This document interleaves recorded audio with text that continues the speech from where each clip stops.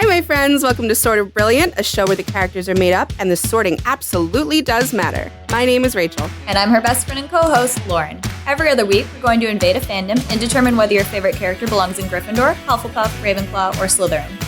We're the Harry Potter podcast that talks way more about any other franchise.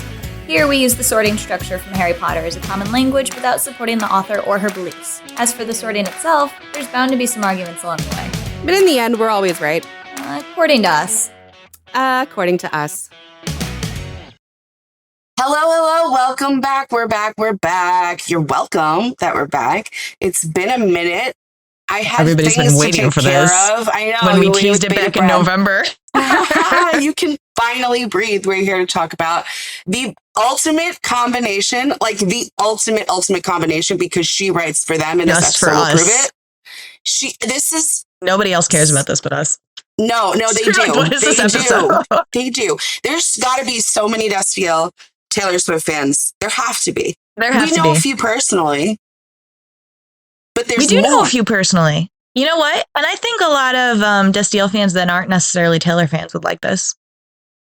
I agree. Oh, I'm kind of sick, so I can do the Rose voice from Titanic. I remember Titanic so well. Yeah. So do you remember the scene at the end where she's like telling Jack to come back? Yeah. I feel like I sound like that. Come back. Come back. That's one of those weird core memory things that, like, as a child, I don't know why it stuck with me. We know a couple people, hi everybody, who are looking forward to this episode already, so we cannot let them down. We have gone through every album and picked specifically Hufflepuff and Gryffindor songs. You know what I want to see too? We haven't talked about it in a minute that Cass is a Hufflepuff and Dean is a Gryffindor. Like, we haven't discussed them. Not discuss, no. We use them as touchstones pretty frequently. We do, but we haven't talked about, like, them. I want to say, too, that this is our 100th episode. I don't know, as the Supernatural finale was looming and we were 5 months into the pandemic and Rachel and I were like, well, what if we just did a podcast? Because we just talk about this shit alone in our rooms anyway. We talk about it alone in our rooms to 20 other people. I don't know that I really thought this would go for 100 episodes. Yeah, no, I didn't 4 think years. about it We're at going all. into our 5th year. Anyway. I didn't think about it at all. I was just like, let's go. And here we are. There's no better episode to commemorate and to celebrate 100 than this one, though. This is like the... I will say, too, if we hadn't had any schedule delays this year, it would have been on November 5th. Yeah. But life happened. Life does... Life finds a way. Be happening. Yeah, it sure do. I'm very excited about this one, though. And it's a great kickoff to the new year, to the new season of life and the pod and everything. Taylor Swift and Destiel are eternal, and they go together really, really well. So what we decided to do was just to talk about Hufflepuff and Gryffindor songs, because what we learned while going through it, although there are two honorary not Hufflepuff Gryffindor songs. There are, and we will have to mention them, and it is what it is. You know, we make the rules, we can break the rules. Do whatever we want. But her discography is very, like, when she writes for a Hufflepuff or she writes for a Gryffindor, or like from the standpoint of one, she doesn't know she's doing it. She doesn't know that she's like been taken over by the hive mind, but we know. And it just works out really well for the case of Dean and Cass. I don't know. It's like when Folklore came out, she grabbed a whole new group of people, right? And like people who had previously disliked her or just like completely ignored her. And I remember something happening in the Supernatural fandom where, like, all of a sudden there were Swifties that were like openly talking about it more. It was more popular to talk about, like... I do agree with that. I'm going to say, though, the first time that I noticed a lot of like music being put onto edits was Lover, which makes sense to me. Did you notice that? Yeah, no, that makes total sense. But I think because the pandemic, like, we were so chronically online because we had no choice. That's what I remember, like, Taylor Destiel exploding. So guaranteed, you're right that there were like edits and things before, especially for Lover, because Lover is Lover. And it's about a Hufflepuff. But I remember Folklore, like, I don't want to say like it didn't mainstream her, because it didn't, but it reached new audiences. And Supernatural fandom was a big one because Folklore is like, it's crazy. And especially, like, we'll talk about it more, but what was going on in that season? And then you had Folklore Evermore. It was like 14, 15. She was binge watching Supernatural. You're not going to convince me she wasn't. Like, it's insane. Like, I remember me and Lauren talking about it on Twitter, like when we were still so prevalent in like Twitter DMs, specifically being like, what the fuck is going on? Like, she wrote this for them. Mm-hmm. So if folklore gives you that feeling, I guarantee you go back through debuts, Speak Now, everything. There's so many songs that fit them. So we're going to go in order. And we even have some like bonus ones at the end to discuss. So what I did was I sent Lauren like a list and I was like, this is what I think. And Lauren was like, are you kidding? Things are missing. And then she went in and added what was missing.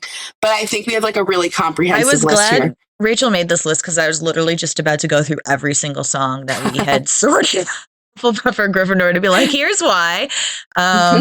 When Rachel sent me this list, she said, fuck debut. Definitely. It's not my favorite album. So. It's not mine either, but I was like, you really didn't want to talk about Place in This World for cats. Well, okay, so what we'll have to do is we'll have to tell you, like, if you've listened to the other episodes, I'm sure you have not memorized, unless we talked about your house, like what song goes with what house specifically. So we'll let you know. A Place in This World was Hufflepuff. Debut was heavily Hufflepuff. It's like it was half Hufflepuff. The Hufflepuff Gryffindor album. Yeah, heavy will decide. Very emotion house heavy album. But Lauren points out A Place in This World does fit Destiel. So we have to start here. It does. It's just general Cass. Like, it's not even, I mean, you could just listen to the song and be like, oh, this is how Cass feels all the time, always. He's just a girl. He's just a girl in the world. She's trying to find a place in this world. Oh, but she's like, I don't even know. I mean, she's talking about just typical adolescent girl shit, like, right? Like trying to figure out what her part in the world is. But Cass's whole thing was like trying to fit in with heaven and like them rejecting him and then trying to be a Winchester and never feeling like he fit in there. And there's one part like particularly like, I don't even know what she's talking about in her own life here, baby Taylor, but like, I'll be strong, I'll be wrong. I guess just general, like young girls not knowing shit. But that's Cass, right? Like, I'll be strong, I'll be wrong. Like, his whole thing was like doing the wrong thing for the right reasons and being very wrong about it.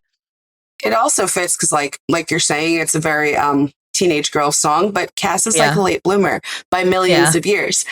So it definitely fits. It's someone just by really human trying standard. To figure out. Well, I guess by angels too. He was a little bit of an awkward angel. Yeah. They kept mind wiping him. I don't know what they expected. I don't know either. Probably just because he loved humans a lot. What they got, though. What they got. No, it's a really general, straightforward song, but it is worth mentioning because, I'm alone on my own. That's all I know. Maybe I'm just a girl on a mission, but I'm ready to fly. Yes, specifically that. I mean, that's very... You should crochet that on a shirt and give it to Misha. I'm just a girl on a mission. It fits him and Cass. Oh, yeah. And then Lauren points out, I'm only me when I'm with you, which I get. It does. It fits. I just didn't. I was just like, oh, fucking debut. You're so lame about it. Baby Taylor music. She doesn't want to talk about how fucking thirsty Gryffindors are. It's so much. Like, if you go back and listen to the first episode we did for Taylor, this was the first one we covered. Yeah. And the whole time, just like, oh my God, another like Gryffindor simp, just a simp anthem. But I'm not talking about all Gryffindors today. I'm talking about like the penultimate Gryffindor. We're talking about Dean. So Rachel and I have talked about this. I don't know. I feel like we must have said this publicly because we're not ashamed of it. Like, this isn't like a secret that we're afraid that we're going to, I mean, some people might come kill us, but I don't care because they're wrong. Like, we've talked about how, because of how parentified Dean was, Sam is like his kid. And you can't be best friends with your kid. Like, they're really close and they're buddies, but like, he was responsible for Sam's well-being and to make sure that he grew up into a good person. Like, that was all on Dean. You can't be your whole self with a person like that just because of the responsibility that you hold for them. So Rachel and I've always talked about how like Cass is Dean's best friend. Like he was wholly himself. Well, actual friend. Like actual, like he wasn't responsible for his he cared very deeply about Cass's well-being and would like do, and because he's a Gryffindor, took on some responsibility for it, but it wasn't to the extent that it was with Sam, where Dean had to like be careful about how he presented himself. Because Dean did put on like not an act, but like was a parent version of brave himself face. for Sam. Like brave face. Yeah. And like the show, even as much as it tried to as much as the show tried to be horrible in showing us this, it did like accidentally, because that's just what was happening. Like, stupid shit. Like Dean had this man cave that Sam did not know about for the longest time until Dean showed it to him. But there were 2 fucking chairs in there that were clearly being used. So who was sitting in there with Dean? Like, it's one of those things where you go back through like fandom eras and you go back through like what all the in-war fighting was about and everything. And it's something that really always stuck out to us, that like, how are you so surprised? Because people would be like, well, obviously Sam and Dean, they're clearly the core relationship of the show. Nobody would argue that. But when people would try to push it into like soulmate, other thing territory, it was like, hold on, I don't know a parent who wouldn't do this for their kid. Like, this is not bizarre to me that a parent would go to hell for their child, or like metaphorical or literal. Right. Like you would, if you're a good parent, which Dean is. And Dean says it in the show. Like you could argue how you feel about it, but you can't argue that it's canonically said that Dean is like, I had to be a mother, I had to be a father. Like, when did I get to be a kid? I didn't get to be one. And he doesn't resent Sam for that. Maybe he resents the world, maybe he resents the situation. He doesn't resent Sam for that. But that is what it is. It's a parent and child relationship. So, and the show even showed that like John Winchester's a horrible parent and he went to hell for Dean. So yeah, I mean, it's right there. It's right there. And like, if you're a parent or you have a good relationship with the parent, I think like you would do anything. And then if your child loves you back as much, if you've done your job correctly, it's the same feeling back, right? Like Sam will do anything for Dean. Yes, brother. I get that. But whether Sam acknowledges it or not, and I can't remember now in the show if Sam ever does, he probably does at some point say like what Dean was to him. Parent. Somewhere in there, I'm sure he acknowledges. I know he acknowledges that Dean like raised him, basically. Right. I don't know that, but this is just a facet of Sam's character. I don't know if he ever acknowledges what that did to Dean. That's part of Sam. Yeah. He also doesn't want to poke at Dean too much. Like he knows what happens if you poke at Dean too hard about these like heavy emotional topics. So it's not necessarily always like a selfish thing or like he doesn't know it. Sam knows it, and Sam shows it through his actions. Sam shows through Sam's actions. I want to talk about it in the third person because of the memes. But he does. So Sam and Dean know what they have. They know what their relationship is. They know they die for each other. They know they'd do anything for each other. And that's an unbreakable, ridiculous bond that can't be like it. That's the show, right? It's around Sam and Dean. Fine. But to Lauren's point, I'm sorry. Like, I'd love to be friends with my daughter. And maybe one day, like when we're adults, I'll feel that way. You can't be besties with your kid. You're raising them. Right. It does not work. And if you introduce that, then like you're blurring lines, you're fucking up boundaries, you're fucking up your kid. And somehow, inexplicably, only being 4 years older, Dean knew that. Yeah. Well, I mean, I think it happens naturally when he has to give Sam like rules and stuff and enforce them. Like that's what, or is not eating because he has to feed Sam instead. Like it just happens naturally. Yeah, and then taking shit for it. Like if something went wrong, if Sam did something wrong, or Sam was just being a kid, Dean was supposed to be the one who knew better. And so all of this culminates into him never having had a true, without conditions, friendship, right? Because there's rules to his friendship with Sam. It's not to say they're not friends. They are. But there's rules and conditions to it. And there's lines in the sand like that. It's family. There's this parentified child. There's this other kid who didn't ask for any of this. Sam didn't ask for it either. You can't be like true.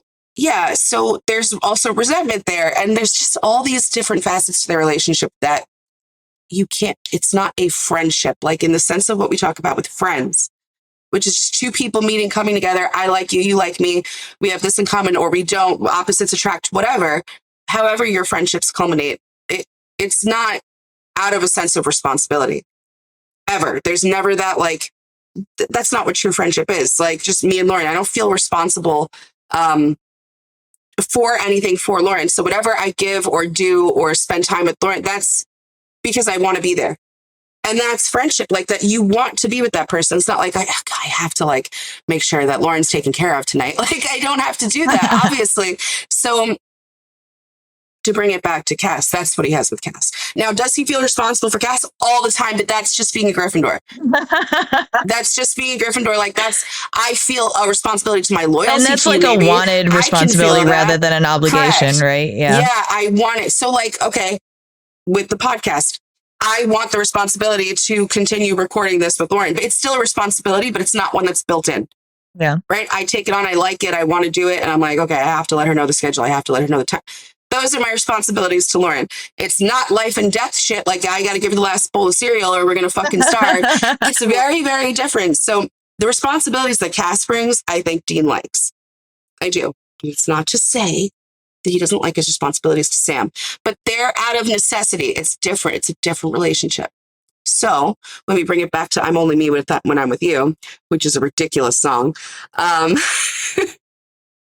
Just like, I know everything about you. I don't want to live without you. And then all this waxing poetic about like, I'm only up when you're not down. I don't want to fly without you. No matter what I do, you drive me insane. You drive me crazy half the time. The other half, I'm only trying to let you know that what I feel is true. Like, that's so deep. It's so ridiculously.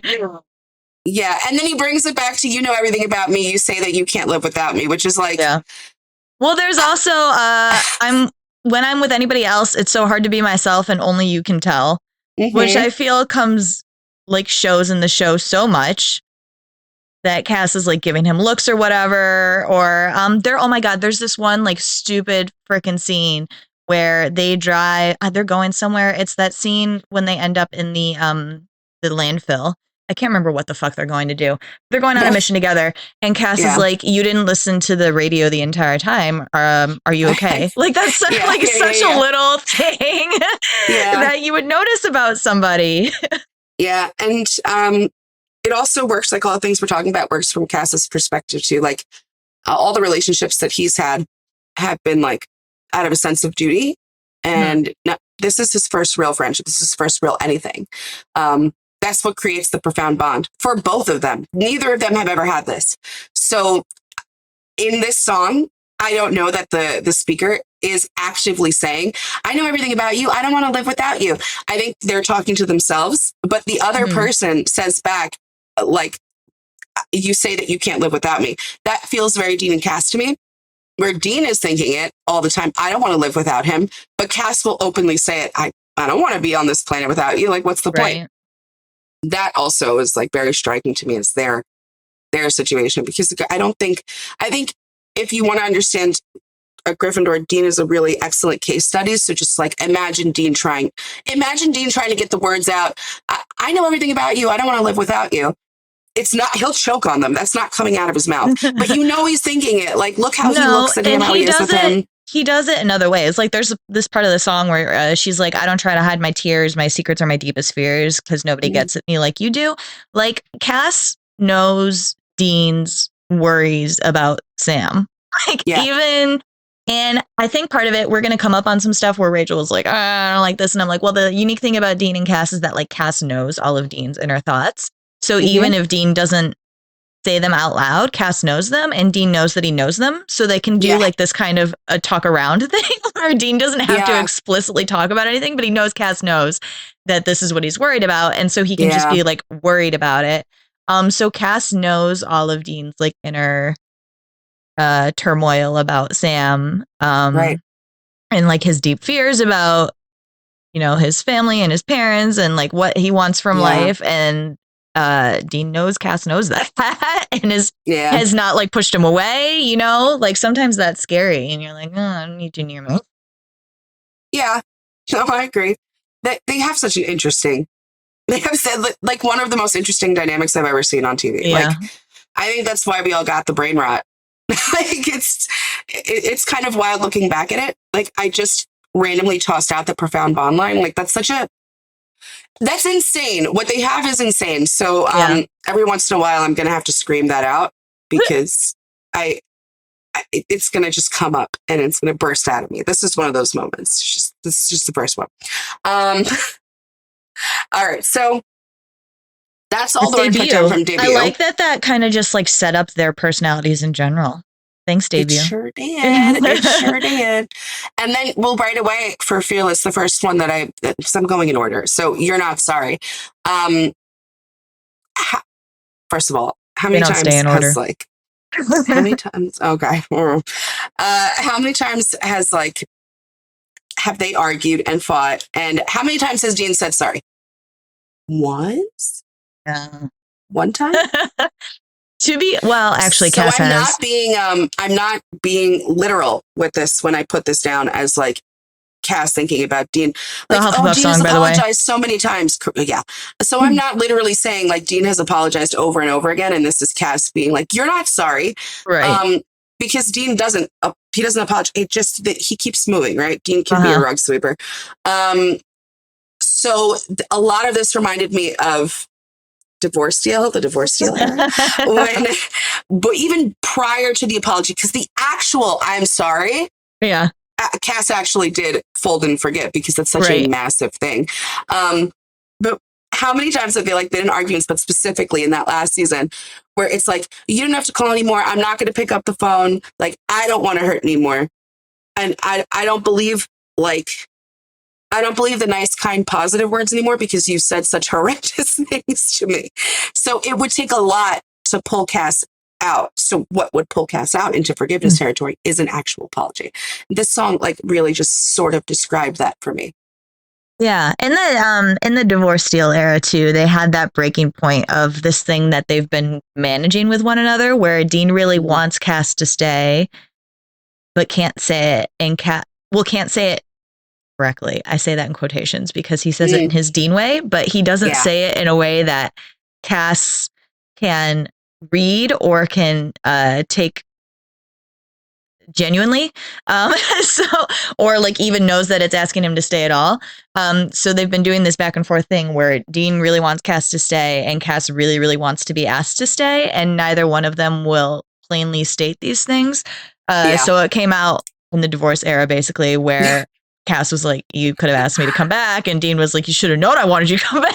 Like, what's the problem with that? And I think simply read my mind. I think that comes through somewhat in You're Not Sorry too, because Cass is like, I'm not, like, you need to say something. Right. I don't know he does know actually what's going on, but also that's the thing about them too that is so crazy, that he knows what's going on in Dean's head and he doesn't believe it because Dean will not say it. So he's like, this is all involuntary. Like, you're just having like emotions, which I don't understand because I'm not a human. I don't get it. What's going on there? Props, because like we have to give Cass his flowers here for like putting up with some of the shit because you can't trust what's in Dean's head because Dean's head is a constant like loop of I fucking hate myself. I'm the worst. I deserve to die. I should have stayed in hell. He doesn't understand emotions. He doesn't get it. So Dean could be screaming, I love you, I love you, I love you. And Cass is like, you don't even fucking like yourself. You don't know what the fuck you're talking about. Like, so he has to figure out a way to decode Dean. So the best way is to actually have Dean say the words. Right. So I think, Cass, you're on your knees in purgatory and you're like, I don't know why you get so angry, I'm sorry. And Cass is like, oh God, he means it. Okay, fuck. All right. Yeah, I mean, you've got your share of secrets and I'm tired of being the last to know, and now you're asking me to listen because it's worked each time before. So like, I'm not listening to your shit. You're annoying me. But if Dean does open up and say shit to Cass, that's like a big deal. Cass listens to that because he's like, oh, this is something. From Cass's perspective, he doesn't really mean it. But like, also, you had me crawling for you, honey, and it never would have gone away. Yeah, it still doesn't. Cass will always crawl for Dean, please. And certain lyrics fit, certain lyrics don't. So like, you used to shine so bright, but I watched all of it fade. I don't think that's I don't find that to be anything legit here. This is an angry Hufflepuff, or more accurately, like a really hurt Hufflepuff, because I don't think Cass had ever been that hurt by Dean before. Right. So this song specifically stood out to me as that era of their relationship. I think one of the issues issues. One of the problems on Cass's side as well is that I think each time before when Dean had been upset with him, he felt he deserved it. This time, Dean tried to kill his son. This was this was bad. And Mary had died, and Dean was mad about that. And Cass was like, "Look, this is actually none of this is on me. Like, you have to figure your Yeah, that was a rough time. So I just wanted to point out that I picked You're Not Sorry, and I'm picking it for a person who never apologizes. Like, I wanted to kind of explain why. But I think that's a great point that Cass never felt responsible for this specific instance. And any time before, I think this is the first time that he could be like, actually, I don't hate myself. Like, or at least in this instance, you cannot convince me. He tries so hard, where he's like, Dean, we're what matters, the relationship. Like, we are what matters. We are everything. We'll get through this. We always have. And he keeps poking at Dean with like these little positive messages, or like these little like glimmers of hope for the future. And Dean is not in that space to receive them. Right. He's too far gone. His mom's dead. Jack is dead. He is convinced reality is a construct that he has not been in control of.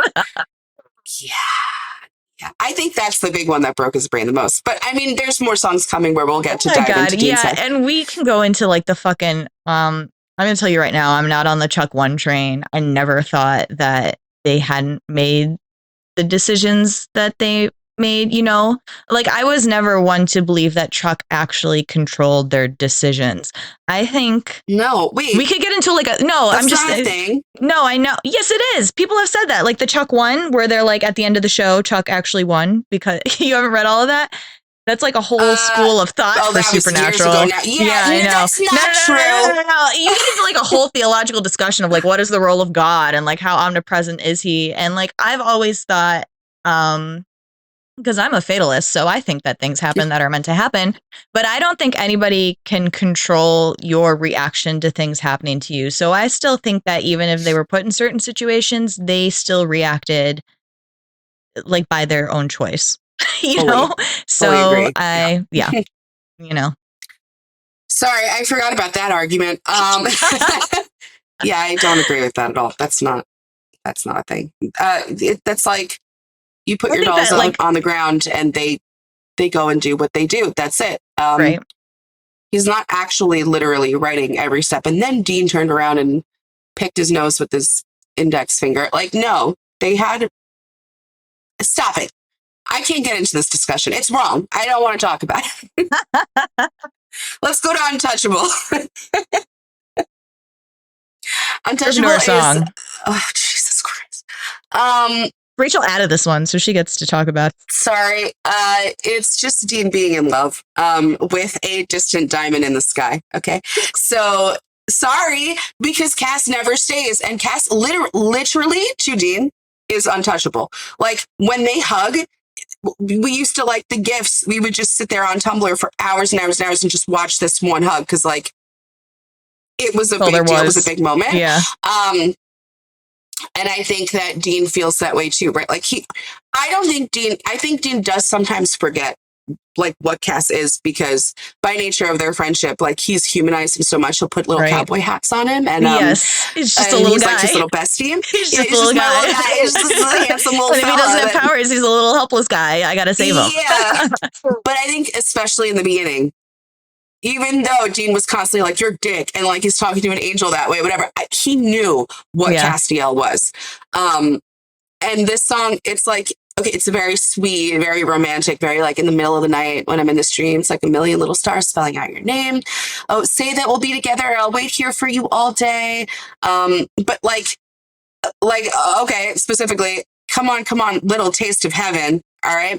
It's half full and I won't wait here all day. I know you're saying that you'd be here anyway. Okay, I'll just wait here, then go off. Excuse me. It's just one of those songs where it's like, all right, we're talking about the imagery of like a diamond shining in the sky that's untouchable, burning in heaven. It's a taste of heaven. You'll never leave me. And now you're getting closer. You're untouchable, burning brighter than the sun. Now that you're close, I feel like coming undone. Hello? And then it just repeats a billion times. But like, how could I not put that on the list? No, that's perfect. That needs to be an edit right now in my face. It's early, your face. Yeah, early religious Taylor was really like, what if I was in love with an angel? It was like a Gryffindor. But like as a Gryffindor. Yeah, it's very Gryffindor because it's like one of those raw, weird, honest ones. Like really, like cut my chest open and see everything that's written on here. Again, things Dean wouldn't say. But you know Dean and I know Dean. Don't we, listener? Yes. Don't we? Uh-huh. Okay. So you know what? I think it's fitting that this album dropped the year that Cass was introduced to the show. Swap it. It really did. Oh my God. Oh, Lauren added Fearless. I did. Right? I didn't put that. No, these were all me after. Go ahead. Tell me how. Tell me how. So these are just vibes, okay, guys? Because obviously they never, did like this schmoopy like date type shit or whatever. But just like the whole like Fearless gives me more so than All Too Well, actually. I know the whole imagery with All Too Well is like driving the car or whatever. Fearless more than that gives me like convertible, like top down, just like driving in the car with or like Dean and Cass just sitting in the fucking Impala, just like vibing in the car. I don't know. It's a Gryffindor song. And it just is the vibes that I feel that Dean is in his head sometimes with Cass. I love the line from the song that I love the most is run your hands through your hair, absentmindedly making me want you. Like I just feel like Dean is like that all the time, where he's just staring at Cass. He's like, "You're not even doing anything. You're not even doing anything. Why do I feel like this?" No, and I think Dean is very Gryffindor-ish of the Gryffindor of this song. That's like I don't know how it gets better than this. Take my hand and drag me head first, fearless like that. Yeah. It really, he feels most alive. I don't care about if you agree with me or not. He feels most alive when he's like fighting and doing these things with his brother and his angel by his side, and like they're fighting for people and they're making a difference. And they love each other and they're all a unit and they care about each other and they're helping other people. Like that is Dean's like heaven. Like that's core Dean, correct? Yeah. So I don't know how it gets better than this. Like that, and I really do think that he feels that way sometimes. I know first kiss, he's it's constantly flawless, battered and bruised, but like the battlefield with his brother and his angels where he wants to be. I believe and that. it feels like hard earned. Like he did something. Like Dean, as much as I know we love it, especially in like older Dean years where we're like, oh, he just wants to retire and sit around and he deserves it. Like, yes, but like Dean is very, we've talked about this. I know that we have when we talk about Dean, because we've talked about how we didn't think retirement was actually the best ending for him. He needs to be doing something. He's very active in his role. Like he needs to be doing something, and he does that through fighting monsters. I don't know, like he's so happy when he's doing that. I don't know. Yeah, he's killing bad guys. Like he is cowboy John Wayne, He's living out a dream. He really is. He's living out a dream. I think that maybe we'd want better for him, but sometimes I think that's exactly what Dean wants for himself. Yeah. He's dragged out into the rain headfirst, fearless. Yeah, my handshake, I'm not usually this way, but you pull me in and I'm a little more brave. It's the first kiss, it's flawless. It's really something. It's fearless. And that's, I think I will take from this song too, that Dean is fearless in general. We were just talking about like his happy places, like killing monsters, but not with emotions. And this song is very much being scared of emotions, but the person making them fearless over being in love with them. Like I'm not afraid of what we're plunging into here. And even though not totally the case for Dean, because the entire show is how afraid he is of being in love with Cass almost. I think, again, the vibes, this is what he was doing in his head, where Cass was like, what's happening there? Yeah. Your thoughts aren't matching your words. Poor Cass. I'd say like poor Dean, but Dean's been there forever. For someone You're just right. He just inhabits it. It makes total sense to him. No, I think Fearless is a great Dean song. Again, the lyrics don't have to be every single lyric doesn't have to be so literal and fit with the overall vibe and feeling absolutely fits Dean. I guess so does Hey Stephen. Jeez. Hey Stephen's like the same. It's like a vibe thing. Yeah. Just like this I can't little help Taylor. it if you look like an angel. I can't help it if you look like an angel. Yeah. The way you walk, the way you talk, the way you say my name, it's beautiful, wonderful. Don't you ever change. But also, like she does go into like, why are people always leaving? Like, I think you and I should stay together. Like, it's the whole. It's just a general Gryffindor, but Dean is like our epitome Gryffindor. Like he's smack in the middle on our scale. Mm-hmm. So it's really hard for when she writes Gryffindor so well and so truly and doesn't really deviate into any extreme or the other. So a lot of these are his innermost thoughts. So like, you wouldn't, again, we've already said, you don't expect Dean to say these things out of his very perfect mouth. You're not going to get them. But if you know him and you get the character, you understand the character, things like, you're perfect for me. Why aren't you here tonight? I'm waiting alone now. Come on and come out and pull me near and shine, shine, shine. Like that is so Dean about Cass. Shut up. It's so Dean about Cass. Like it's his innermost wants and feelings and things. And it's like, and there's an element to this song that's like, pick me over anybody else. That's very Dean too. Because Dean, Cass is doing this whole like, I'm not good enough for you, like I don't belong here type of thing. Dean is also doing his own version of like, you're an angel. I'm like this stupid human that like kills things and has no family but Sam and all this shit. Perfect. Shut up. Shut up. It's so stupid. They're so perfect. It's disgusting. How often do you guys get sucked back into the brain rot like this? Like I talk about it, like even a little bit. It's like this is sick. I told Rachel this is going to make me watch Supernatural again. Sometimes we'll like drop a Dean or Cass reference in an episode, like completely unrelated. Like, if you listen to us at all, we do that. And sometimes I feel like the demon in my brain that's like, Destiel. And it's like there, and it never really dies. It's just like dormant because there's been nothing new to go, oh my God, this is like screaming in my brain now. It's sick. It's sick. There's never been another relationship like it. Oh, there never will be. I can't do this.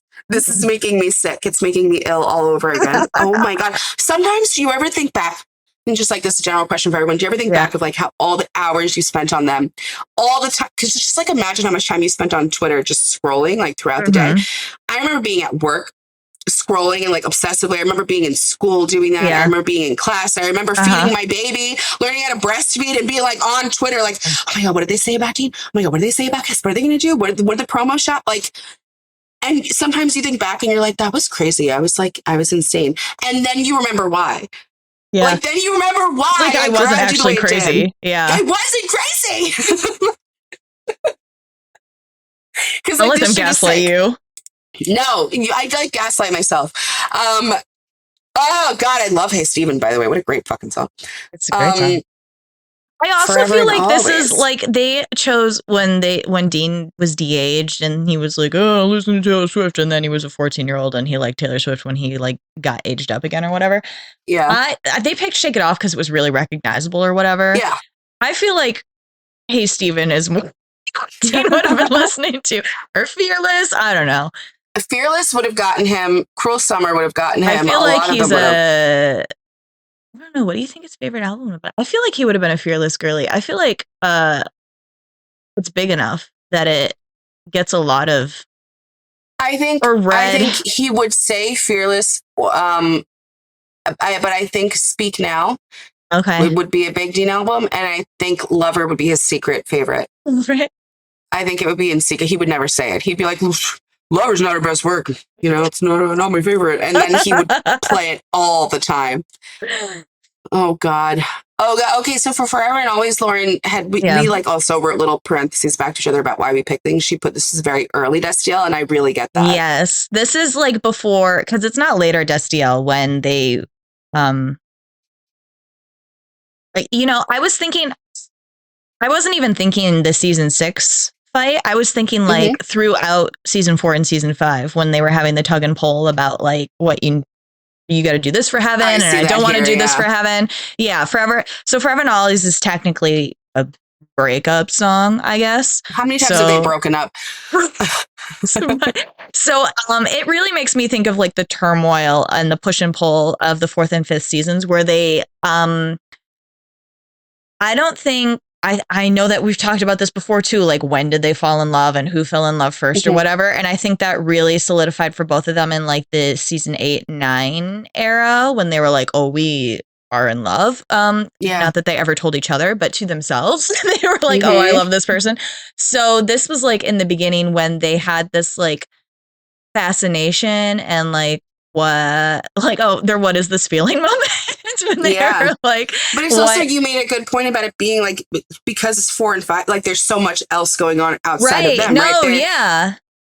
It's very that. So like, were you just kidding? Because it seems to me this thing is breaking down. We almost never speak. I don't feel welcome anymore. Baby, what happened? Please tell me. Like, that's very, when they're arguing, going back and forth, and like he can't get in touch with Cass, or it looks like Cass might not go all the way for them, which of course he does. But like, oh, 1 second it was perfect. Now you're halfway out the door. There is such a push and pull in those two seasons specifically. No, seriously. And it gets to the point where Cass is like, no, I'm on your side. I'm always going to be here for you. Like, so he said forever and always, and it rains and everything is wrong. It rains when you're here and it rains when you're gone.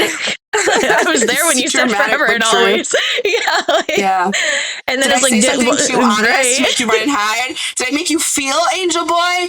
Did you have an emotion? I thought I knew you for a minute. No, I'm not so sure. And it's very honest. It's very raw from Dean's perspective, right? Yeah. Here's so here's everything coming down to nothing. Here's to silence that cuts me to the core. It's true, though. It's true. Like, I can imagine if Dean had heard this in like season 5. Just in the car while it's raining. He had cried and cried. Yeah, and then it's a constant loop. It's a person like, okay, so it's Dean with a constant loop in his head. Like, it rains when you're here, it rains when you're gone. You said it. You said forever and always. You said you would be here. You're not here. And then you can imagine like Dean in bed at night, just with thoughts playing over and over again of things like, this was a fact. I had it. I also love the thought of this song like happening like as the soundtrack to Dean and Cass.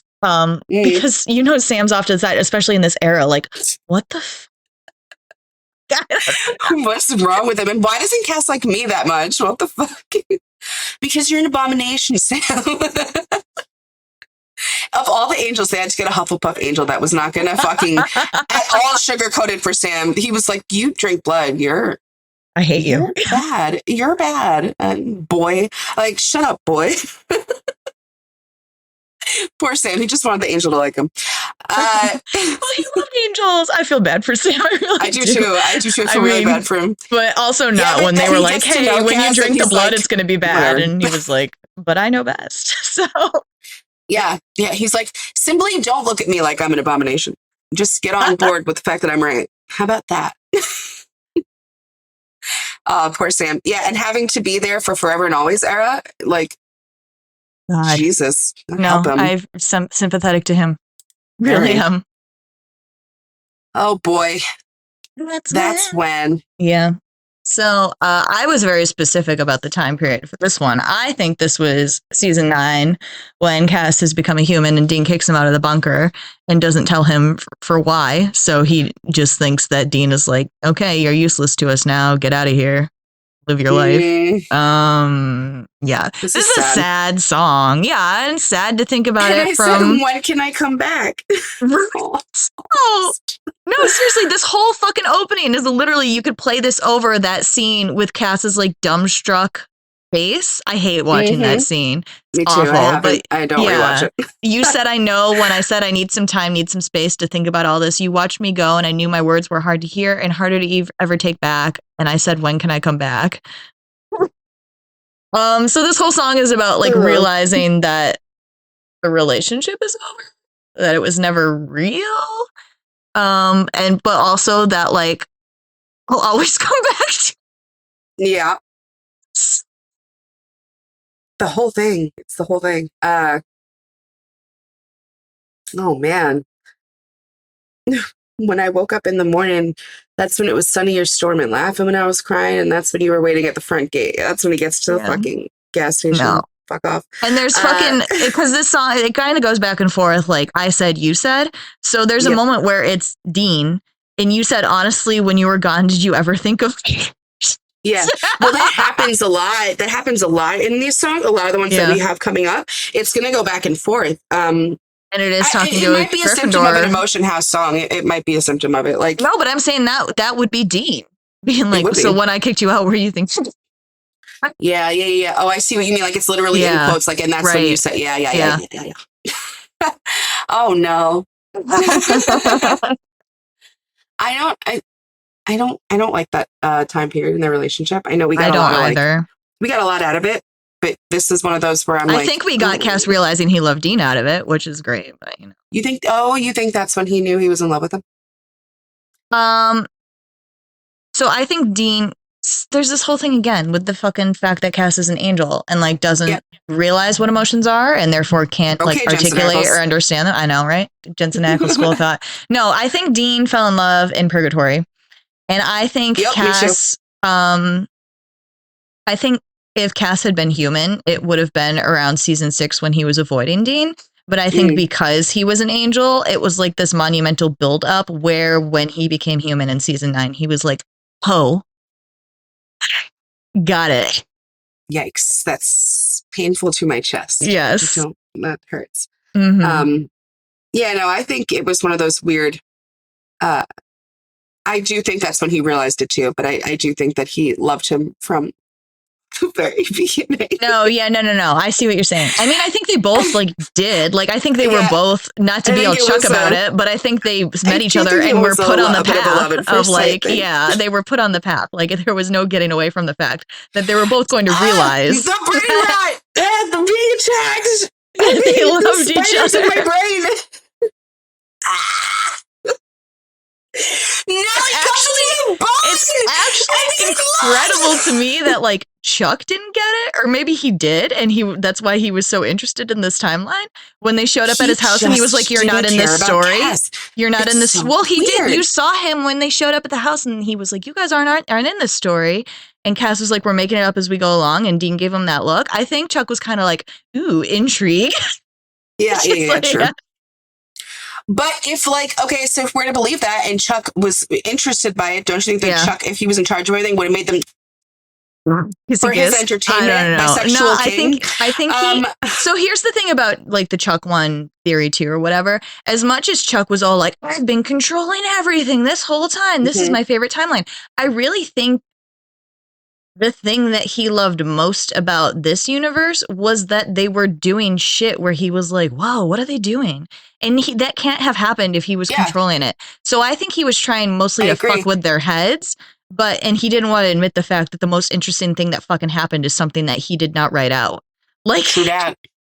No, you're right. I agree with that. Great analysis. Thanks. Well, that's enough sadness. Extremely sad song. Let's go back to Jump Then Fall. Again, it's just sweet. It's a sweet one. Oh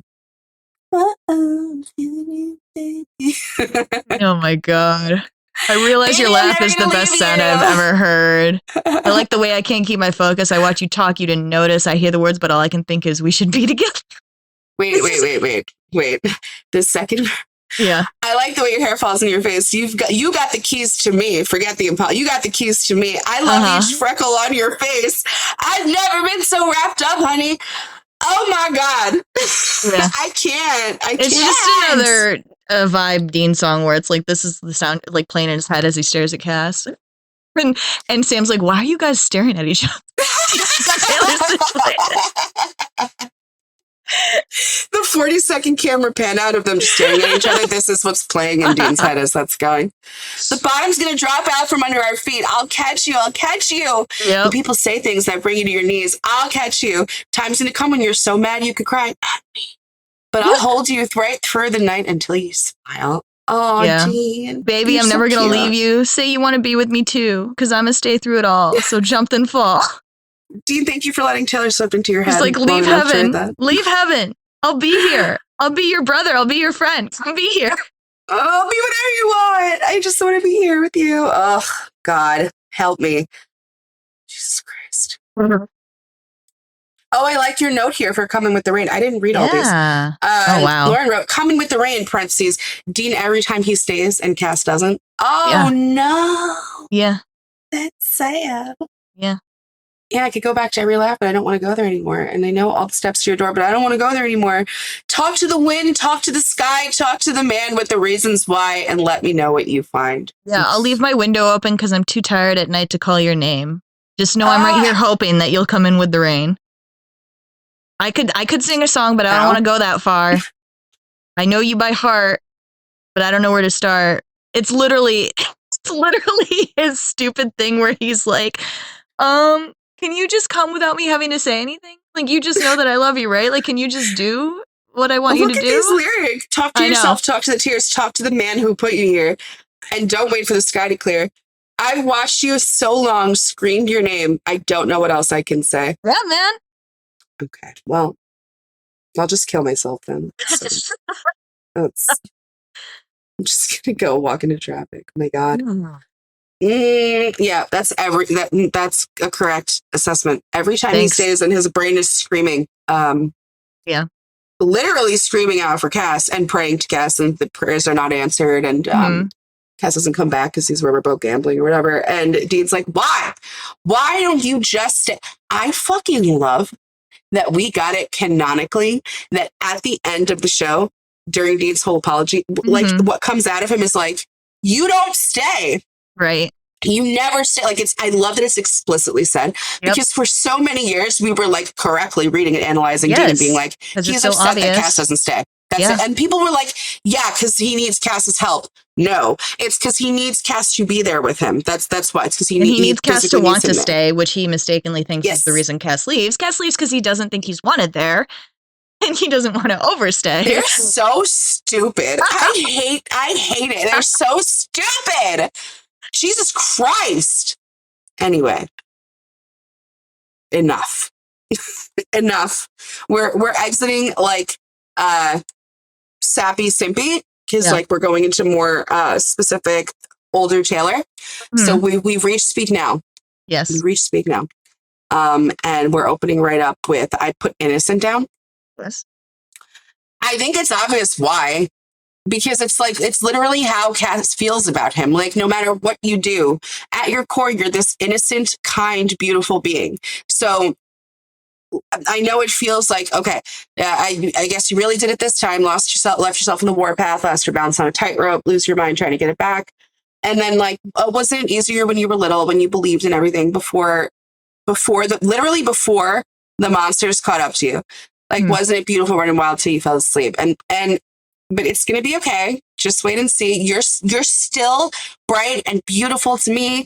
Who you are is not where you've been. You're still an innocent. I still see you as one of these beautiful God's creatures, God's most beautiful creature. You're still innocent and you're still beautiful, and 32 is still growing up, and it's okay. You're not what you did, and you'll have new Septembers where you didn't go to hell. It's going to be okay. Every one of us is messed up too, okay?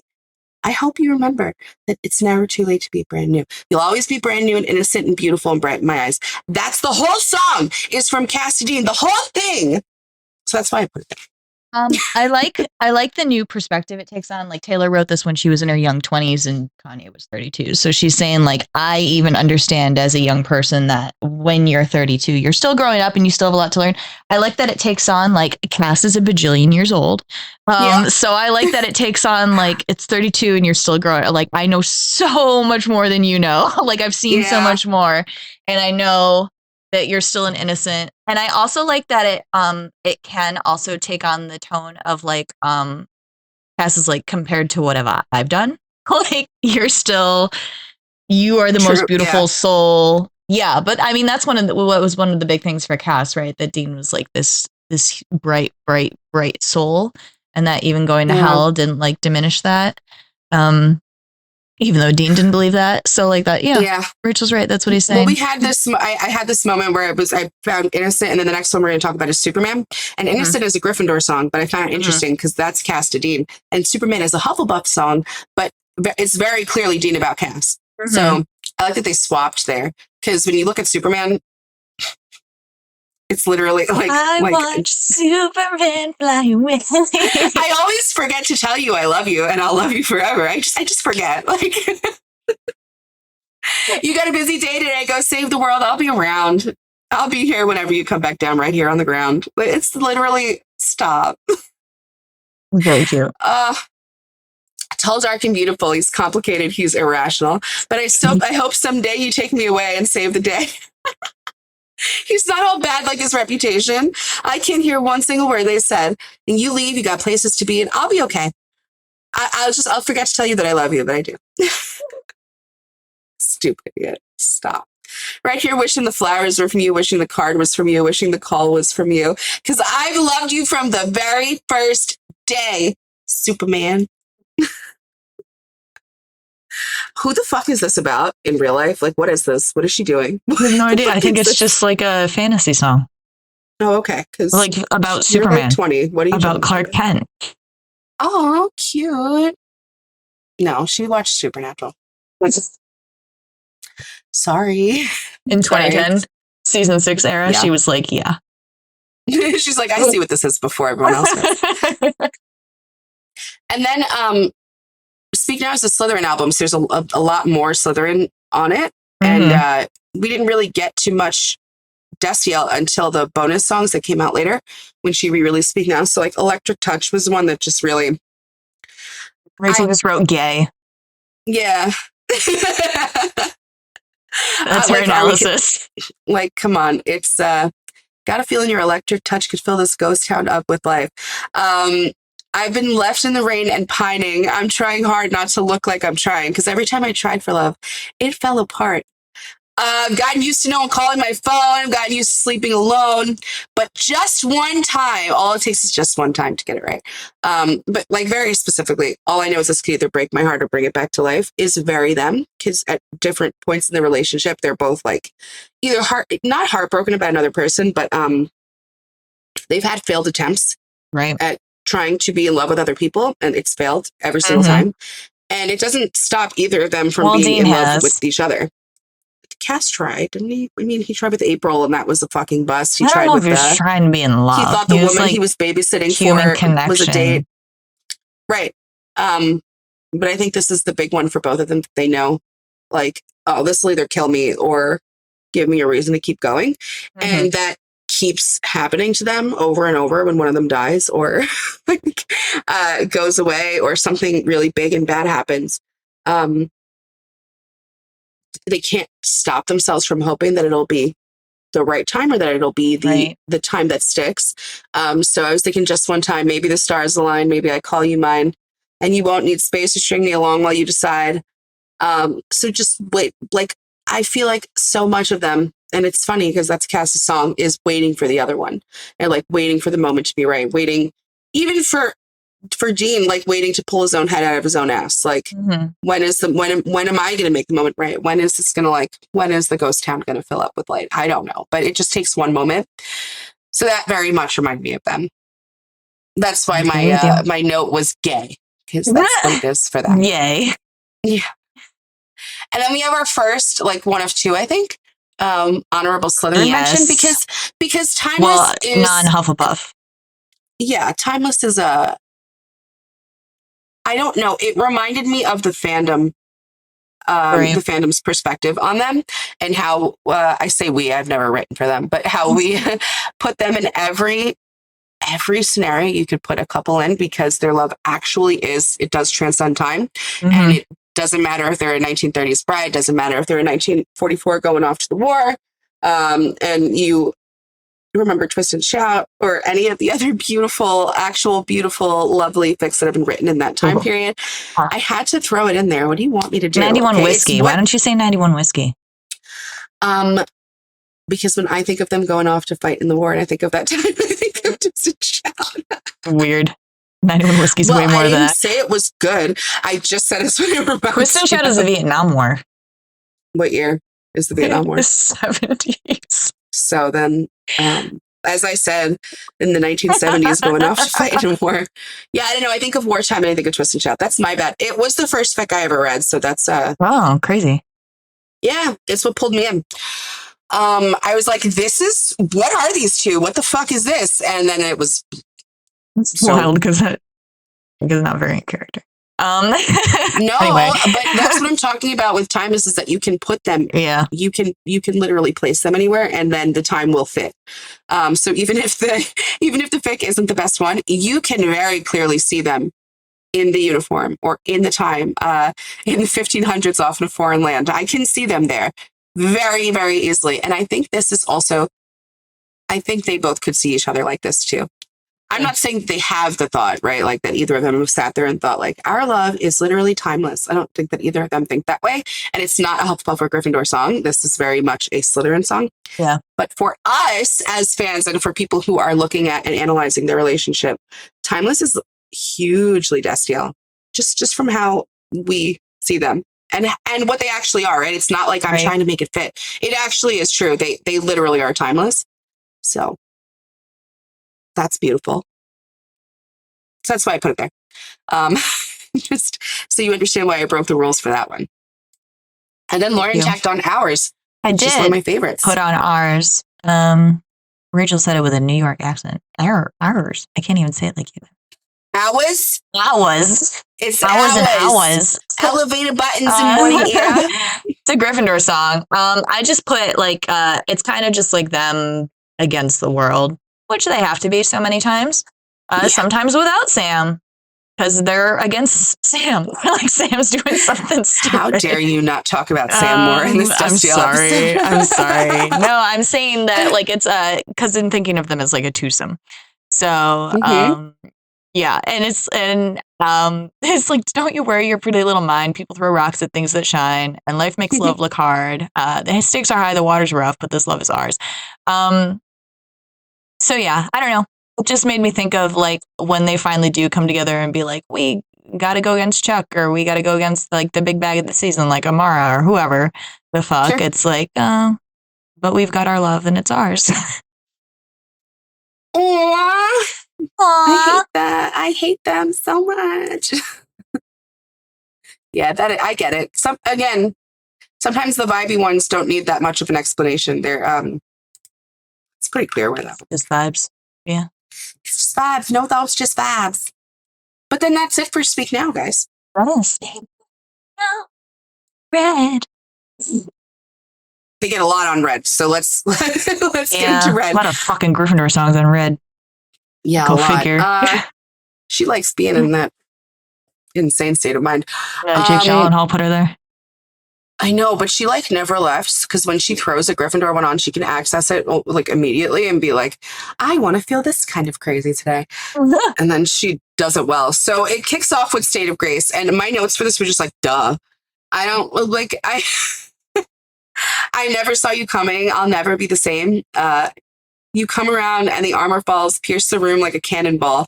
Now all we know is don't let go. We're alone, just you and me, up in your rooms, and our slates are clean. I think very much that that's how they see each other. I do not think that they see each other's past mistakes at all. They just see the man standing in front of them.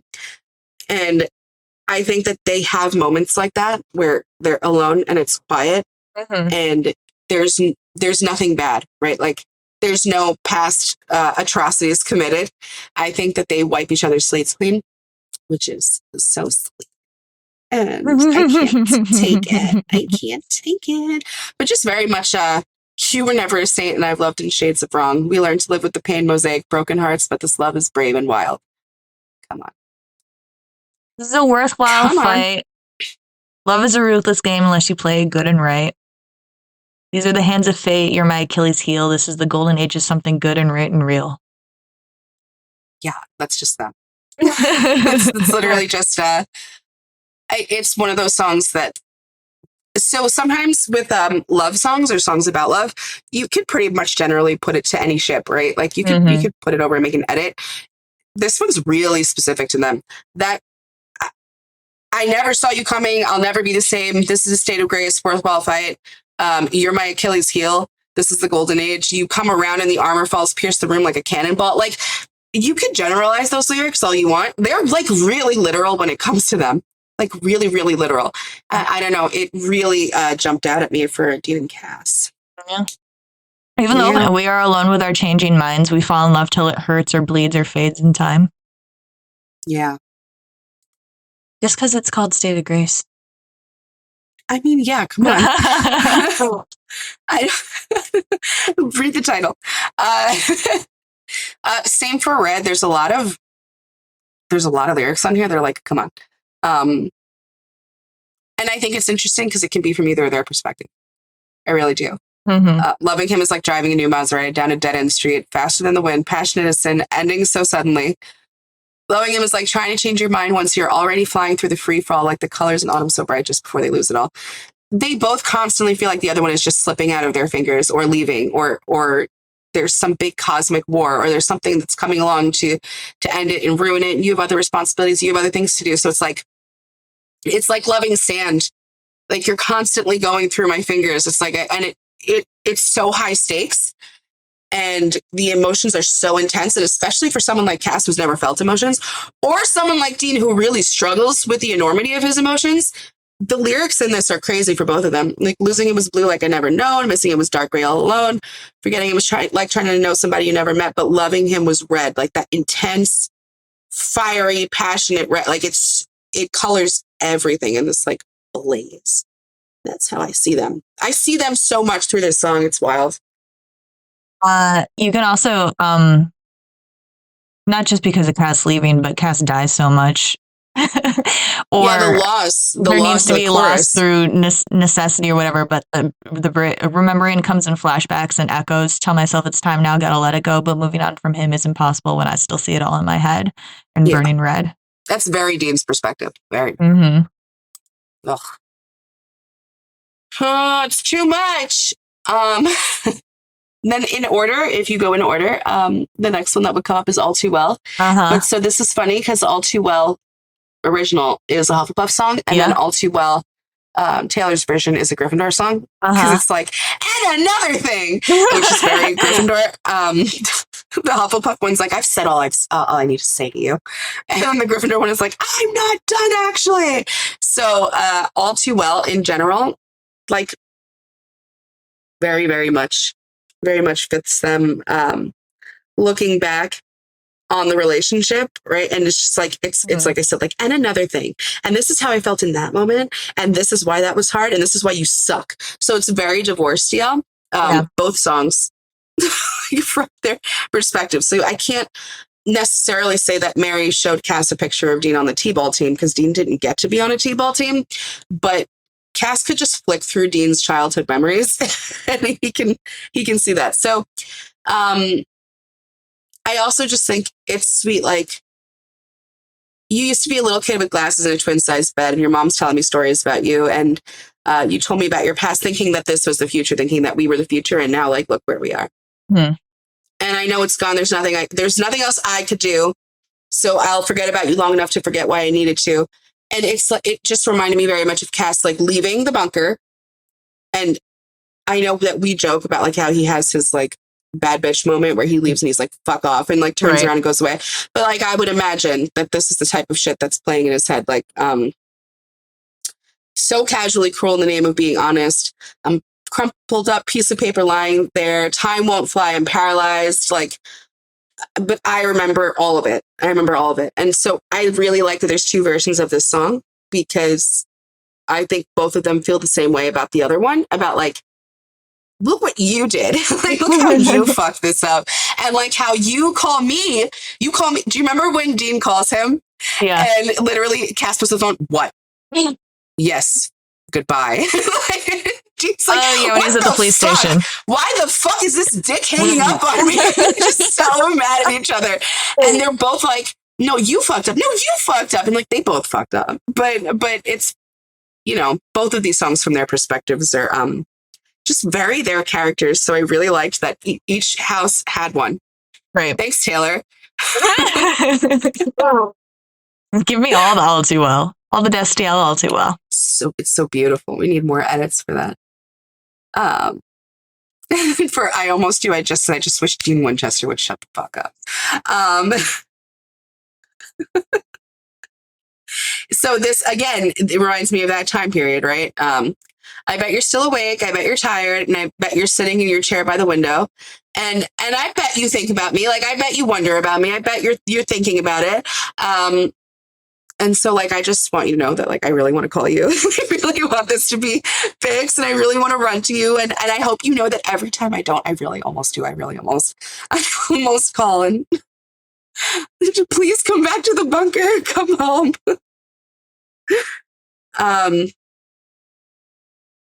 Yeah, it's just very them. I can't risk saying hello again to risk another goodbye. We made quite a mess, babe. It's probably better off this way. It's probably better off. And I confess, babe, in my dreams, you're touching my face. I never want to see Dean Winchester's dreams.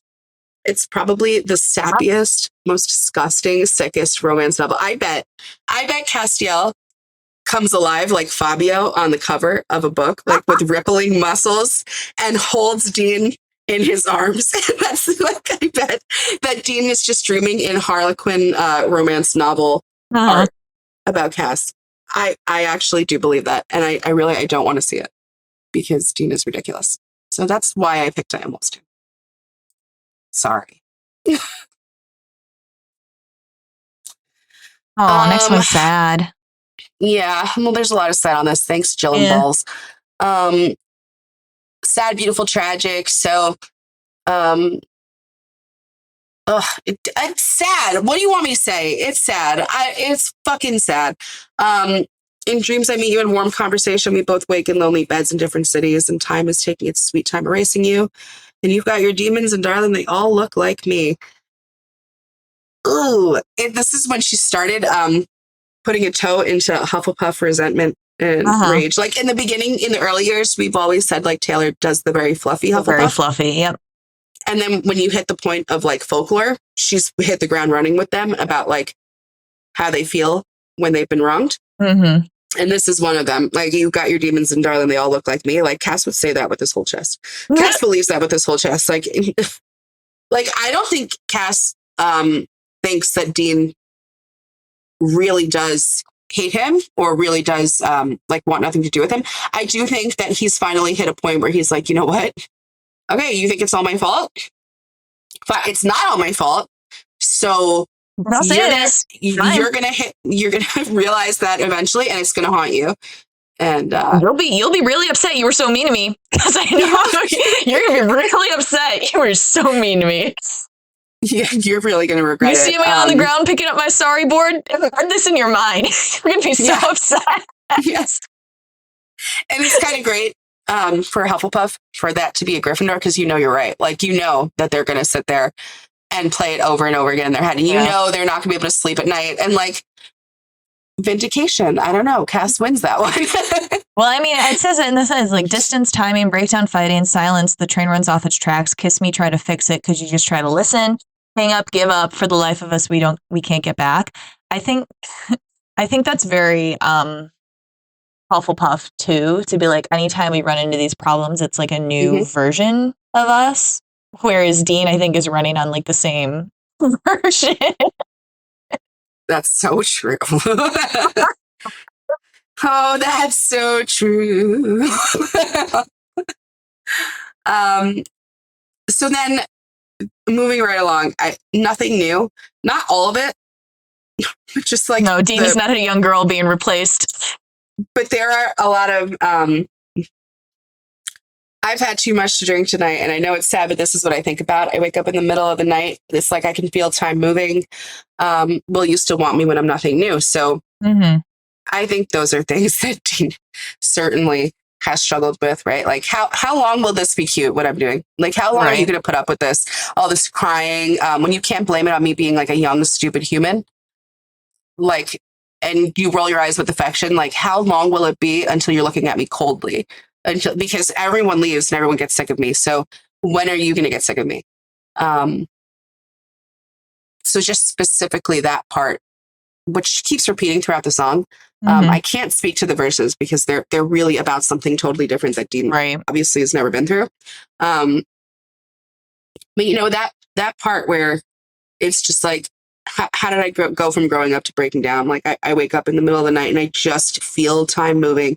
I can feel you moving away from me. I can feel, or I don't, maybe you don't feel it yet, but I know this is going to happen. I know you're going to get sick of me.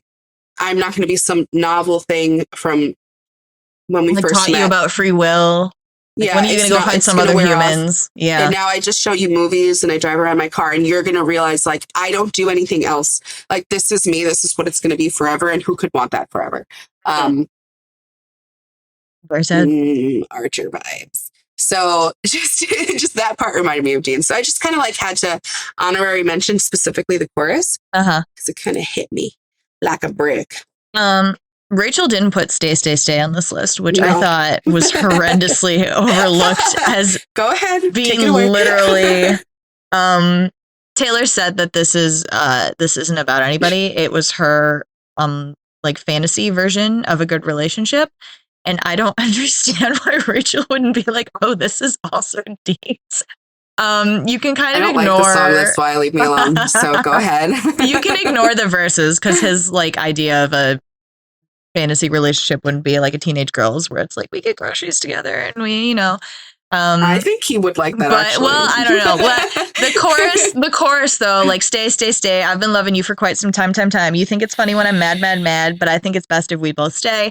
And then especially the bridge where she's like, you took the time to memorize me, my fears, my hopes, and my dreams. I like hanging out with you all the time. All those times that you didn't leave. It's been occurring to me. I'd like to hang out with you for my whole life. Stay. This whole song is just like Dean and what he can't say. He's like, hey, stay, stay, stay, stay. And then it's like, poor fucking Dean. Although Cass isn't doing this to be mean. When Cass is like, oh, I will stay for dinner. And Dean's like, internal brain, like stay. Dean's like, Cass is like, I'm going to stay for dinner. And then Dean puts all of his love and everything into one hamburger. And he's in his head, it's just like, I'm going to kill myself. I'm going to kill myself. I'm going to kill myself. So bad.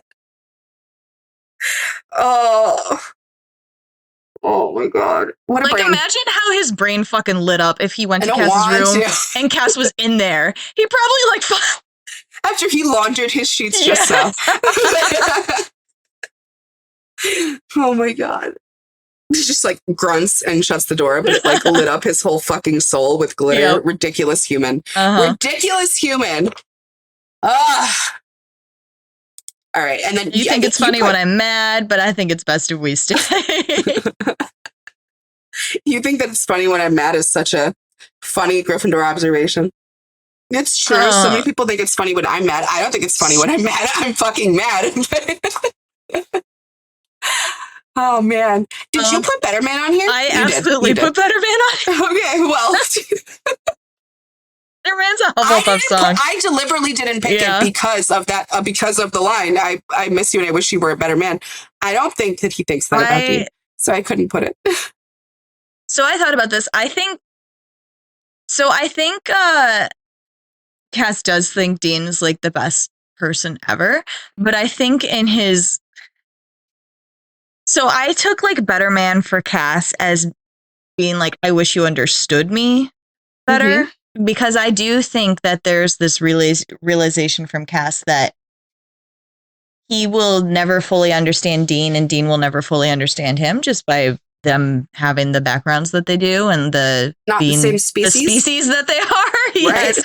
There's this realization that they're gonna and I think Taylor does that pretty well in the song, in that what she means by better man is more that I wish you paid more attention to me, or I wish you understood more what I needed from you. So I did take those aspects as being Cass, and also that this Taylor, so Cass, from Cass's point of view, is telling themselves like, this was the best thing to do. It was the bravest thing I ever did. I had to do it because you just weren't understanding me. So it doesn't negate the fact that Cass always did go back, but when he did leave purposely, it was like, I wonder what could have been like, and this is him thinking that he'll never go back, but that never actually works out.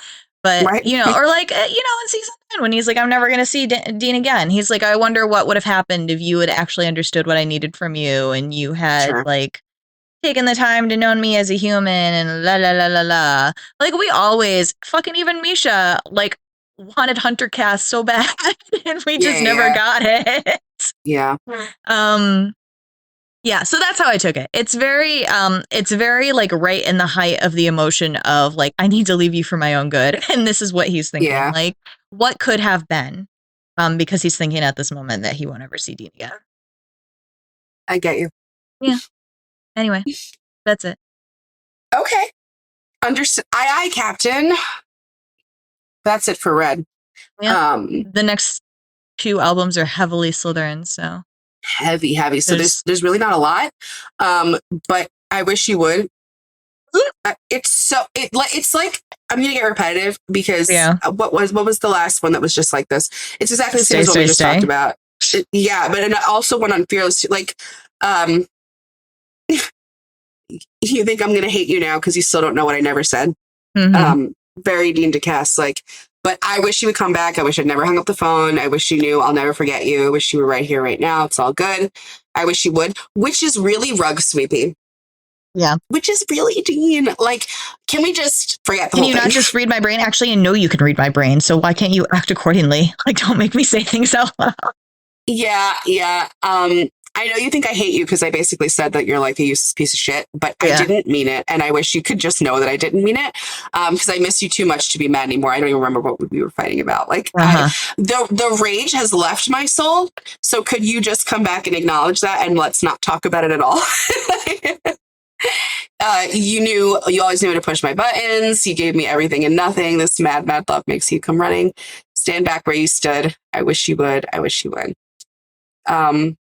Also, where crooked love in a straight line down is yeah, I think so too, which I've never really, I guess I do understand the lyric, but yeah, because it's not conventional in any sense of the word. It doesn't ping-ponging all over the place, but it falls really easily. Yeah.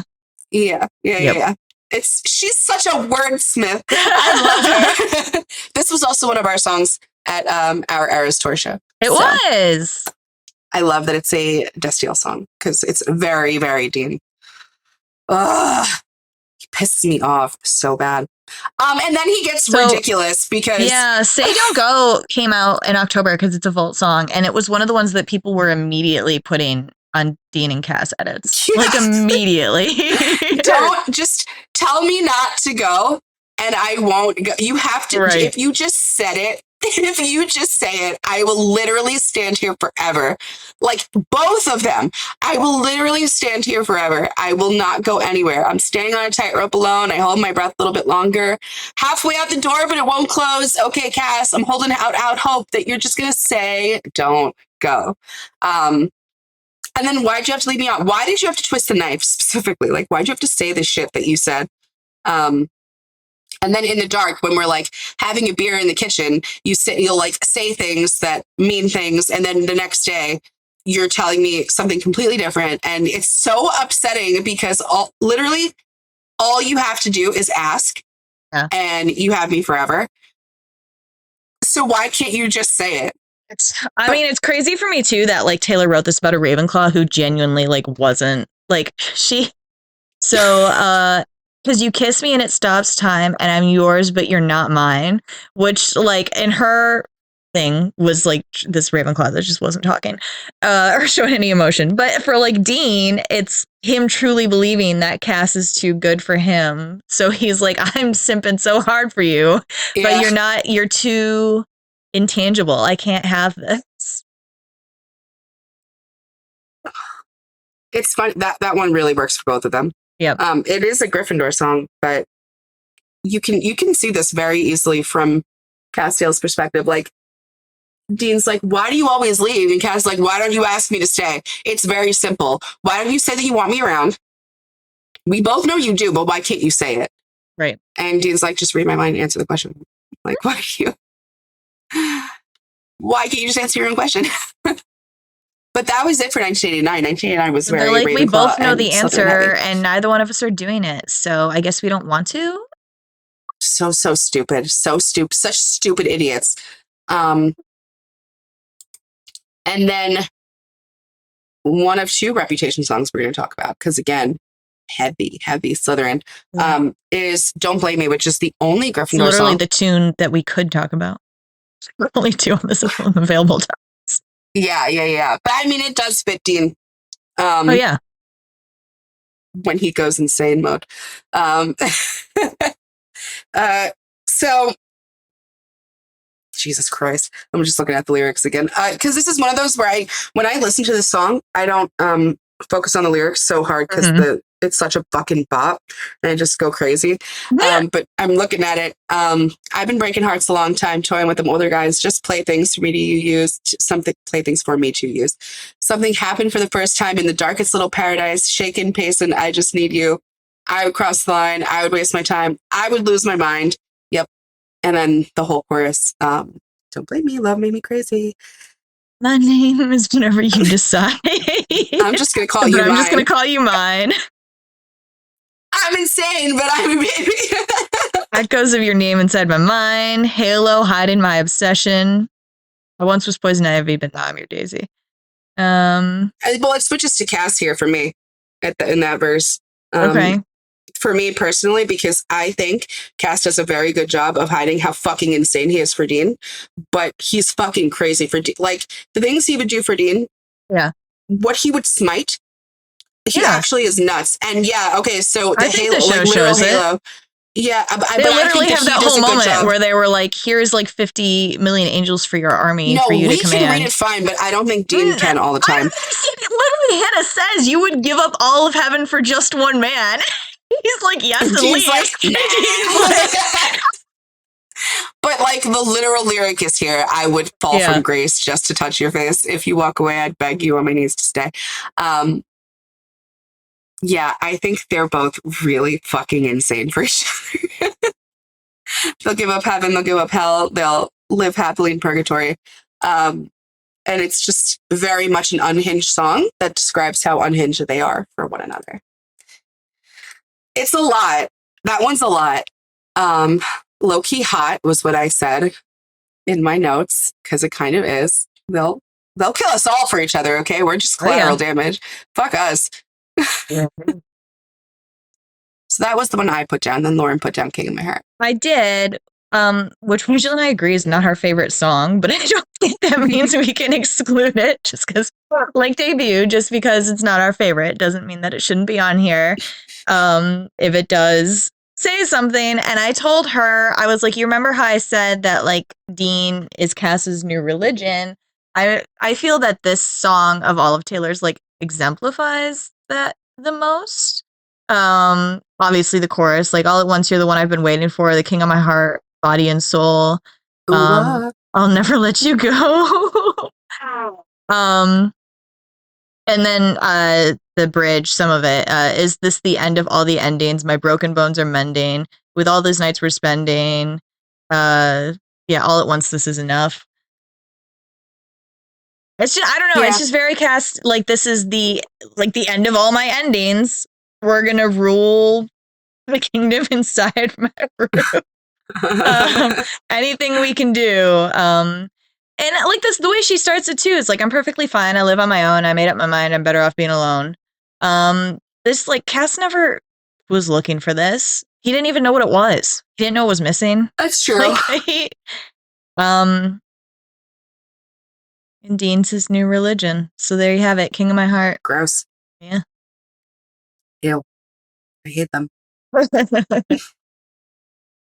Yeah. Sadly, Rep gets paid dust. Yeah. In this mostly episode. Slytherin. That's her fault, so. True. All right, we're moving into Lover. Oh my god, we're moving into Lover. We might have to pause after this one. Like you got Lover. It. Yeah.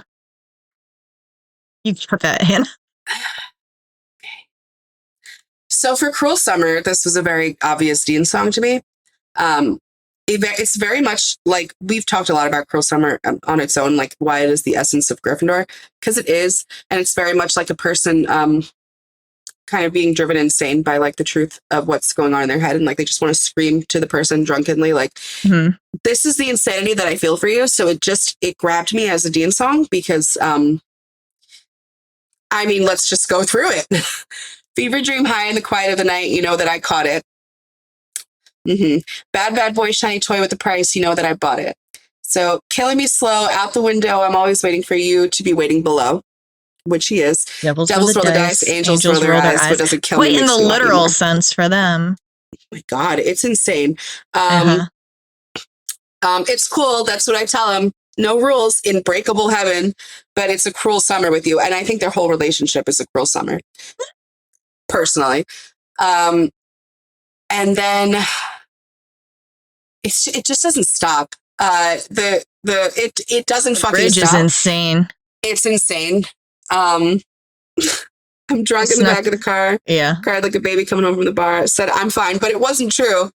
I don't want to keep secrets just to keep you, which is such a sad lyric in the context of them.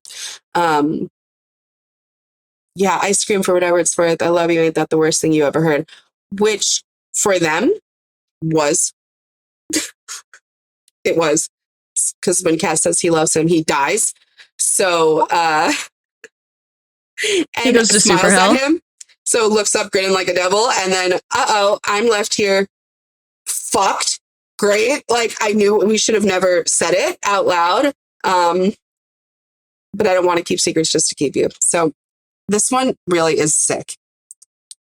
It is. It's ill. I'm ill. I love the devils roll their dice and angels roll their eyes because so good. I mean, there's so many parts so in Supernatural good. where it's like the demons are like weirdly interested in their relationship. Like this one random ass demon is like, aren't you attached to the everything? Like, where's the angel? And all the angels are like, constant. I have to cure you of your human weakness. This is Dean Winchester. Oh, God. Oh, my God. The worms. The brain worms. I can't. Okay. I'm cool. I'm back. You're going to talk about the archer. Ah! Also gets very... I've been the archer. I've been the prey. Who could ever leave me, darling? Who could stay? It's actually the whole song, guys. That little paradox right there. It's the whole song. Combat, I'm ready for combat. I say I don't want that. What if I do? Cruelty wins in the movies. And I've got 100 thrown out speeches I almost said to you. All right, Dean. Let go of Taylor Swift. Let her write about her own life. Why are you possessing her body? I never grew up as getting so old. Help me hold on to you. Yeah. I cut off my nose just to spite my face. Then I hate my reflection for years and years. Wake in the night, I pace like a ghost. The room is on fire, invisible smoke, and all of my heroes die all alone. Help me hold on to you. Which is so sick because you know Cass is one of his heroes. Yeah. Sick. You know he's a hero to him. Ugh. I'm going to throw up. I can't. And then just, can you see right through me? They see right through me. Can you see right through me? All of my enemies started out friends. The ending, who could stay, who could stay, who could stay, you could stay, you could stay, you. I'm ready for combat. And then the combat, I'm ready for combat. Because that's their whole thing, isn't it? That's their whole thing is combat. Just their whole lives. Oh, God. I'm telling you, Dean would love this album. He would. I agree. He would cry so desperately. And then we have Afterglow, which, again, come on. Afterglow, this has always been, my ultimate. I think they're both in it. I think it starts with Dean, and then it goes to Cass. It's a Gryffindor song, but she's writing about a Hufflepuff. So, yeah. 1,000%. The things that proportion now you're blue. We can literally just read this song to you, and you're like, oh, yeah, this is Dean and Cass. Yeah, blue things out of proportion. Now you're blue. Love is boxing with no gloves. Chemistry till it blows up till there's no us. Why do I have to break what I love so much? It's on your face. I'm to blame. I'm to blame. Yep. I'm the one who burned us down. It's not what I meant. Sorry that I hurt you. I don't want to do this to you. It's all me. Speech. Just don't go. Yeah. And then this is Cass. It's so excruciating to see you low. Just want to lift you up and not let you go. This ultraviolet morning light below tells me this love is worth the fight. I live like an island, punish you with silence. Went off like sirens just crying. Why'd I have to break what I love so much? They're fucking insane. Tell me that you're still mine. Tell me we'll be just fine even when I lose my mind. Tell me it's not my fault. Tell me I'm all you want, even when I break your heart. I was devastated. There weren't more fan cams to this song. I think it's ridiculous. Like, you don't have to do anything. You can just play scenes in front of this song. Yeah, it's wild. I actually kind of sometimes can't believe the show gave us that. Like, yeah, I felt for so long that we were going to get nothing. Almost like I was always an endgamer. Right. But like to actually see some of the stuff play out, this is one of them where it's like, how do you make Afterglow fit canonically for me this good? Not to change any of the words. God. You added Miss Americana and the Heartbreak Prince. I did. It's a high school metaphor. Like she's talking about this relationship through high school. But I thought that this song actually does really. It's a Hufflepuff song. It's crazy how like the high school metaphor works for Cass and like heaven. That's true. That's interesting. Yeah. So like he has to like be the right kind of angel and be like correct and do the right angel things, and he's not allowed to fall in love with a human, and he's supposed to be like a servant of God or whatever, and obviously he cares about Dean Winchester more than he cares about God, which is blasphemous. But it's like this whole thing, they whisper in the hallway, she's a bad girl, the whole school is rolling fake dice, you play stupid games, you win stupid prizes, it's you and me, there's nothing like this, Miss Americana and the Heartbreak Prince. We're so sad we paint the town blue. Yeah, voted most likely to run away with you. Yeah. Yeah, so my team is losing, battered and bruising. I see the high fives between the bad guys. Leave with my head hung. You're the only one who seems to care. I'm feeling hopeless. The damn soldiers are depressed. Boys will be boys. Then where are the wise men, darling? I'm scared. It's just the whole thing. It's just very like the metaphor works well for Cass having like, because it's like popular girl shuns everybody for like bad boy or whatever. Yeah, basically it's Cassidy. Yeah. No, I get it.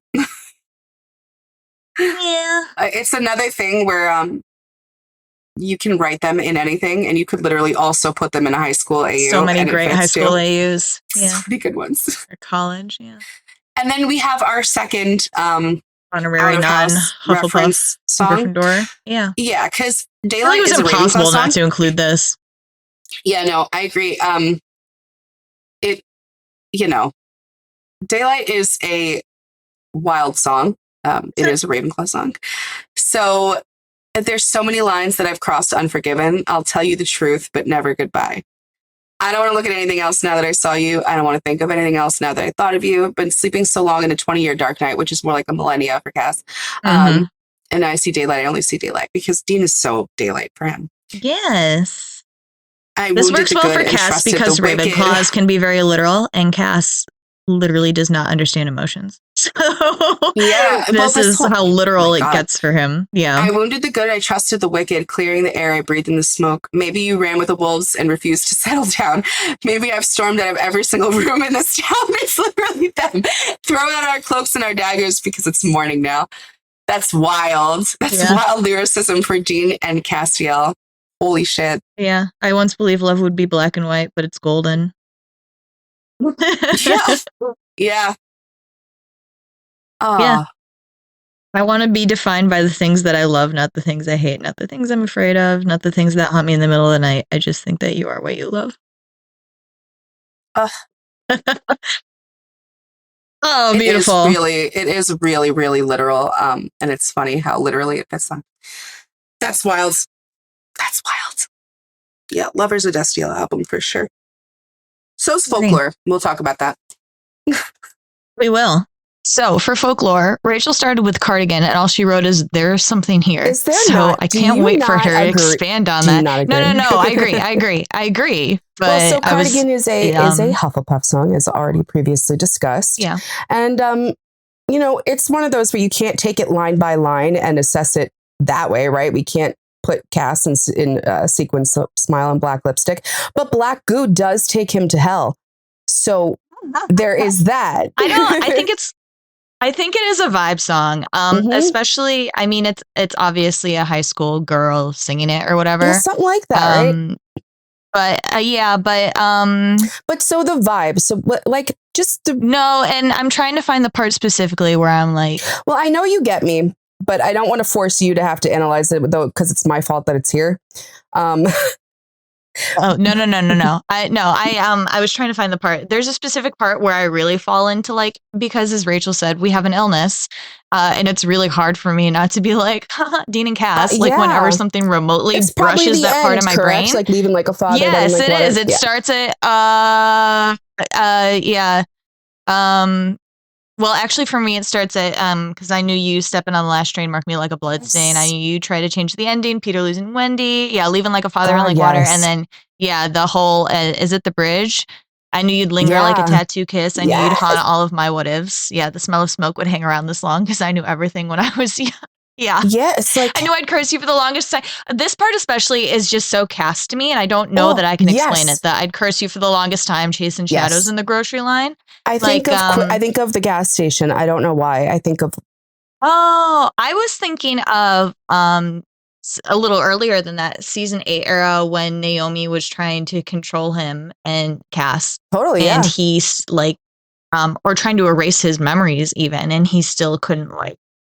Yeah, I'm exactly with you. And like it's strange. It's like line by line, it can go with different seasons and all sort of mixed together into this Destiel soup. But I just feel it. This is going to sound so, I know, right? This is going to sound really, really ridiculous, but I think you're going to agree with me. There are just times like I just feel them. Do you know what I mean? When I'm listening to certain songs. It's what I was trying to explain earlier. Like it brushes against that part in my brain that's like, solely dedicated to them. I just feel those two. And the gremlin in my brain is screaming, and this song does that to me. Like it hits a point, like what the part we're discussing specifically, where it takes over, right? So like there are like any other Taylor fan, I'll listen to her and think of my own life, but certain times, Destiel takes the reins. I don't know, of my vessel. So. This is one of them for sure. Like specifically that part. I don't know. I think in this case too, the music video. I'm sorry, I was away from the mic if I sounded weird. I think in this song too, the music video is hugely helpful. I don't know how she does it, but I can watch the music video and I'm like, oh, I'm watching a Hufflepuff, like not listening to the music. I don't know. She does it really well. Yeah. I don't know how she's doing. I really like. We have an entire series at this point dedicated to it. Like this is the so far final one until we get, the next album.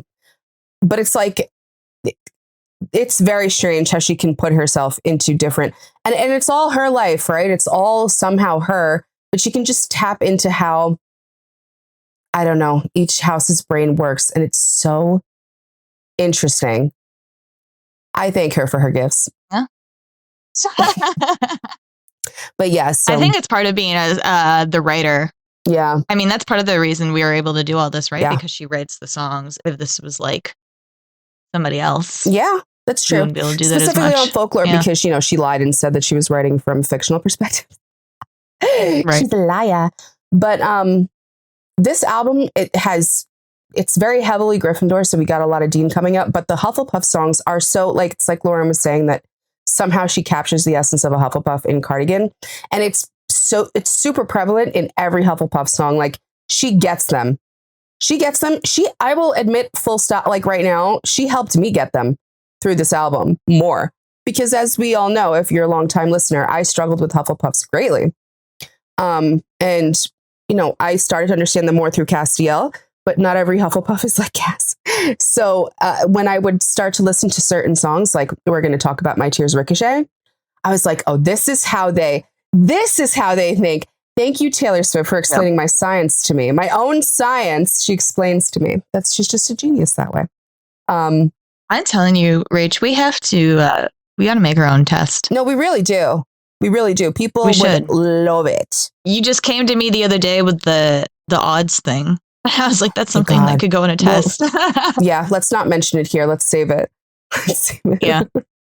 All right. So that was Cardigan. I mean, pretty vibey, but I think that we cited our sources well. My Tears Ricochet for me is like hella Castiel. There's no Dean here. This is all Cass's perspective for me anyway. I mean, I don't know how you feel about it. No, I agree. This is very, and it's not even just like during the breakup. I feel like Cass typically gets this mad at Dean and doesn't show it as outwardly as Dean does. Like it's all in his head. Like, Rachel and I have talked about it, and again, I'm sorry, I don't remember how much of this has been public because Rachel and I talk about Dean and Cass so much and House so Taylor much, Swift. These three things all the time. And Taylor's, yeah. But Cass is actually a fairly petty Hufflepuff to the point where I have people coming to me asking if he's a Slytherin, and you have to go back and like explain how he's not. But I can see how they get there because I know he's in his head, like staring at the back of Dean's head, like, hope I die and I hope you're sad. You're real sad about it when I die. Like you did this shit to me. And I hope you hear it. Yeah. But just like an open, like if I'm on fire, you'll be made of ashes too. Even on my worst day, did I deserve, babe, all the hell you gave me? And you're the because I loved you. I swear I loved you till my dying day. Myself to go with Grace, and you're the hero flying around saving face is a sick line. It is so that it's sick.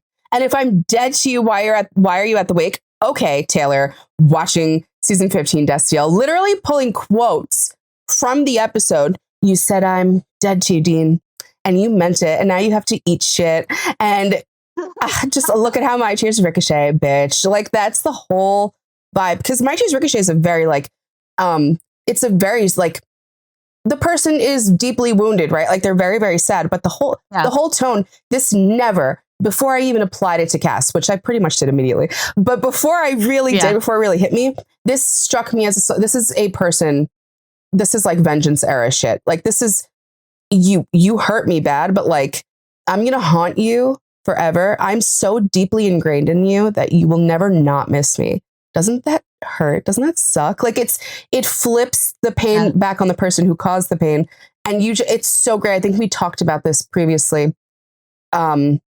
It's so great when the person who hurts you is a Gryffindor, if you're this kind of petty person, because like, they feel it. They're going to feel it. They're going to feel it hard and they're going to be up like thinking about it. And like, why won't they pick up the phone call? Like, oh yeah. So he wins. Like Cass totally wins. Like most of the time he probably wins in their arguments. This whole song is just like, and this is what I like. I mean, like Cass, he never really like says these things to Dean, but you somehow know that he's thinking them or that he's like, he's got this mindset. Like, when I'd fight, you used to tell me I was brave. I didn't want to have to haunt you. What a ghostly scene. You were the same jewels that I gave you as you bury me. So like he's like built Dean up, and then Dean, like this is what Dean does to him. I feel, that like gives me Mark of Cain era kind of. The reverse crypting. I can go anywhere I want, just not home.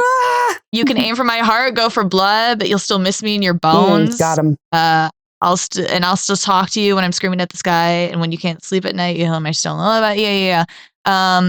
You had to kill me, but it killed you just the same. Cursing my name, wishing I stayed. You turned into your worst fears, and you're tossing out blame, drunk on this pain, crossing out the good. Yeah, so it's like this whole. It's kind of you can apply it to Cass talking to Dean, like wishing I'd stayed, and now I'm not here because of things that you did. It's an insanely Castiel song, and it's so like Lauren mentioned Mark of Cain, but also like a little bit when Cass gets kicked out of the bunker, and a lot of it when like they have the big season 15 fight. It's a lot. So I do agree that like. This is like quintessential Cass, right? Like, again, like you said, he doesn't come right out and say it, but you see it, right? Cass is scary in the beginning. You know, he scared me a little bit. Like he was this big bad angel. And he was a petty bitch from the jump, just that like Sam got the brunt of that. And once Dean starts truly mattering to him, when Dean hurts him, like you can very easily imagine these are the things. You can see this a bit, in season 7 as well, like the first grief arc when Cass went crazy, God's deal, and then they had to kill him. It actually hurts a little more in that one because Cass knew he was wrong at that point that he, died. So it's a little softer. What do you think of it that way? Yeah. Where it's like, yeah. Listen, had to kill me, but it killed you just the same. You have to pity both of them, both when they fuck up and hurt the other one, because it's killing both of them equally. It's they're really stupid.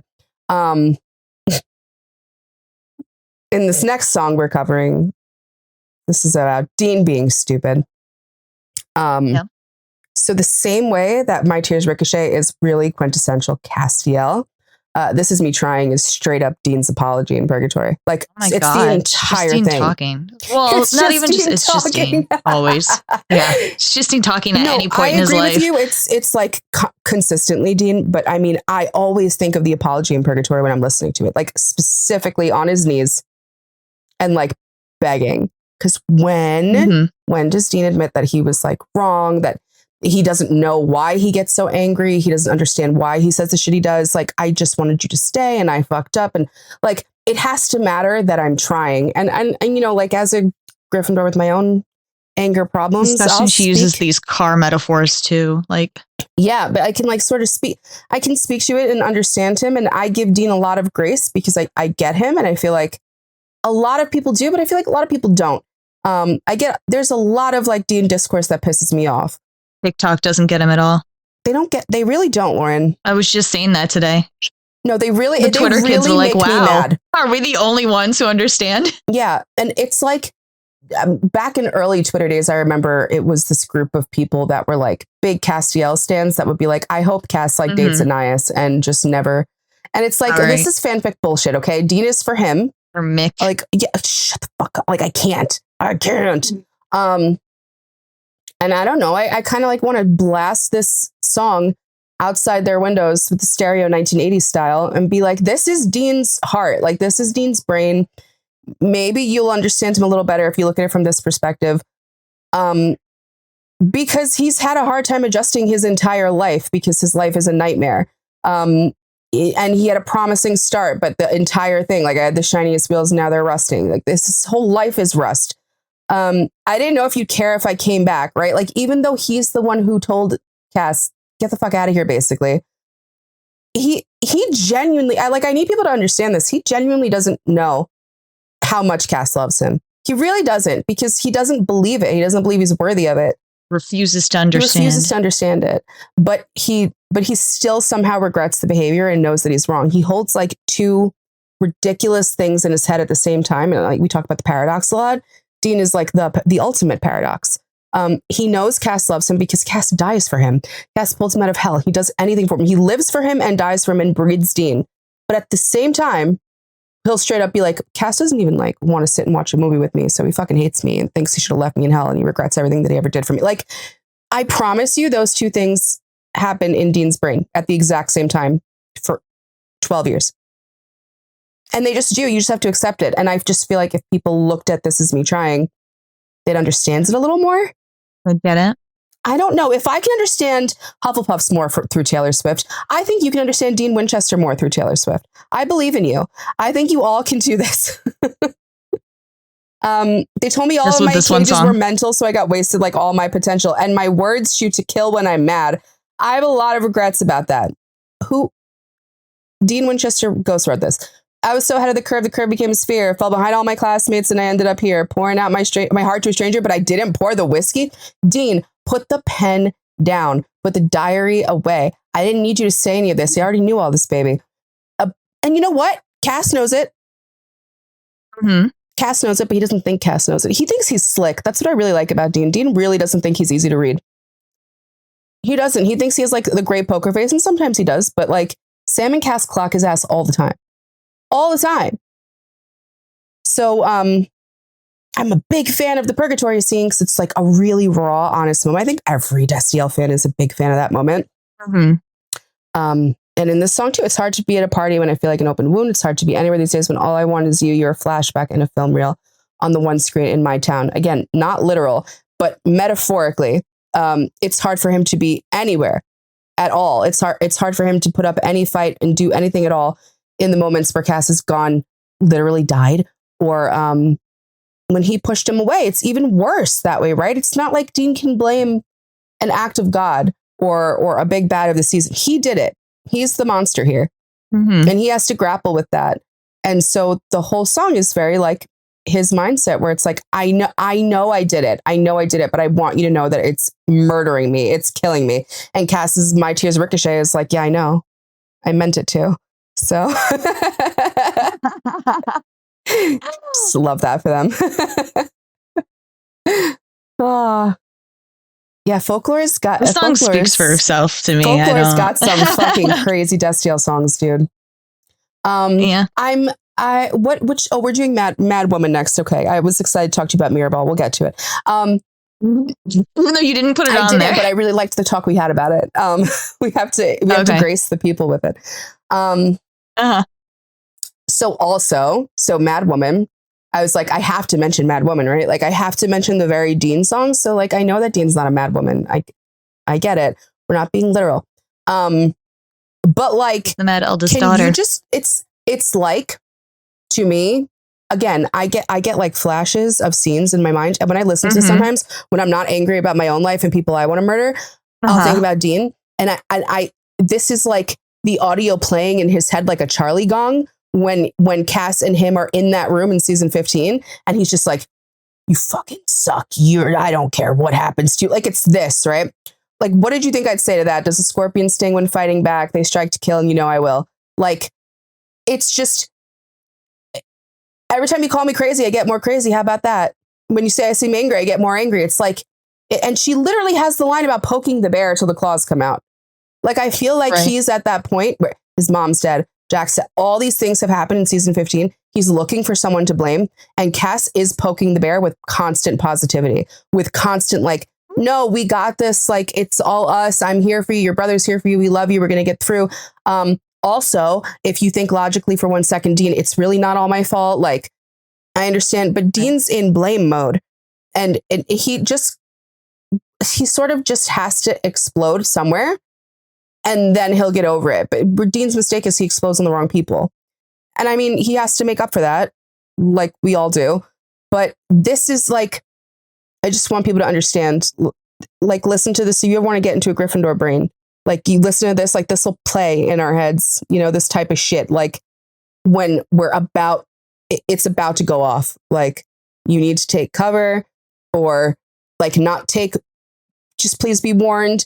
Because I don't mean it. But it's going to come out and I can't. And it's like, it's a little bit of a warning. And I feel like Cass got the warning. Like, I don't know. You'll have to tell me if I'm defending Dean too hard.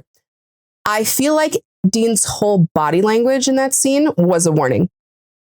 And I feel like Cass knows it. And I feel like the whole season, like his little bitchy remarks and everything were a warning. Like, I feel like Cass had to know that the explosion was coming.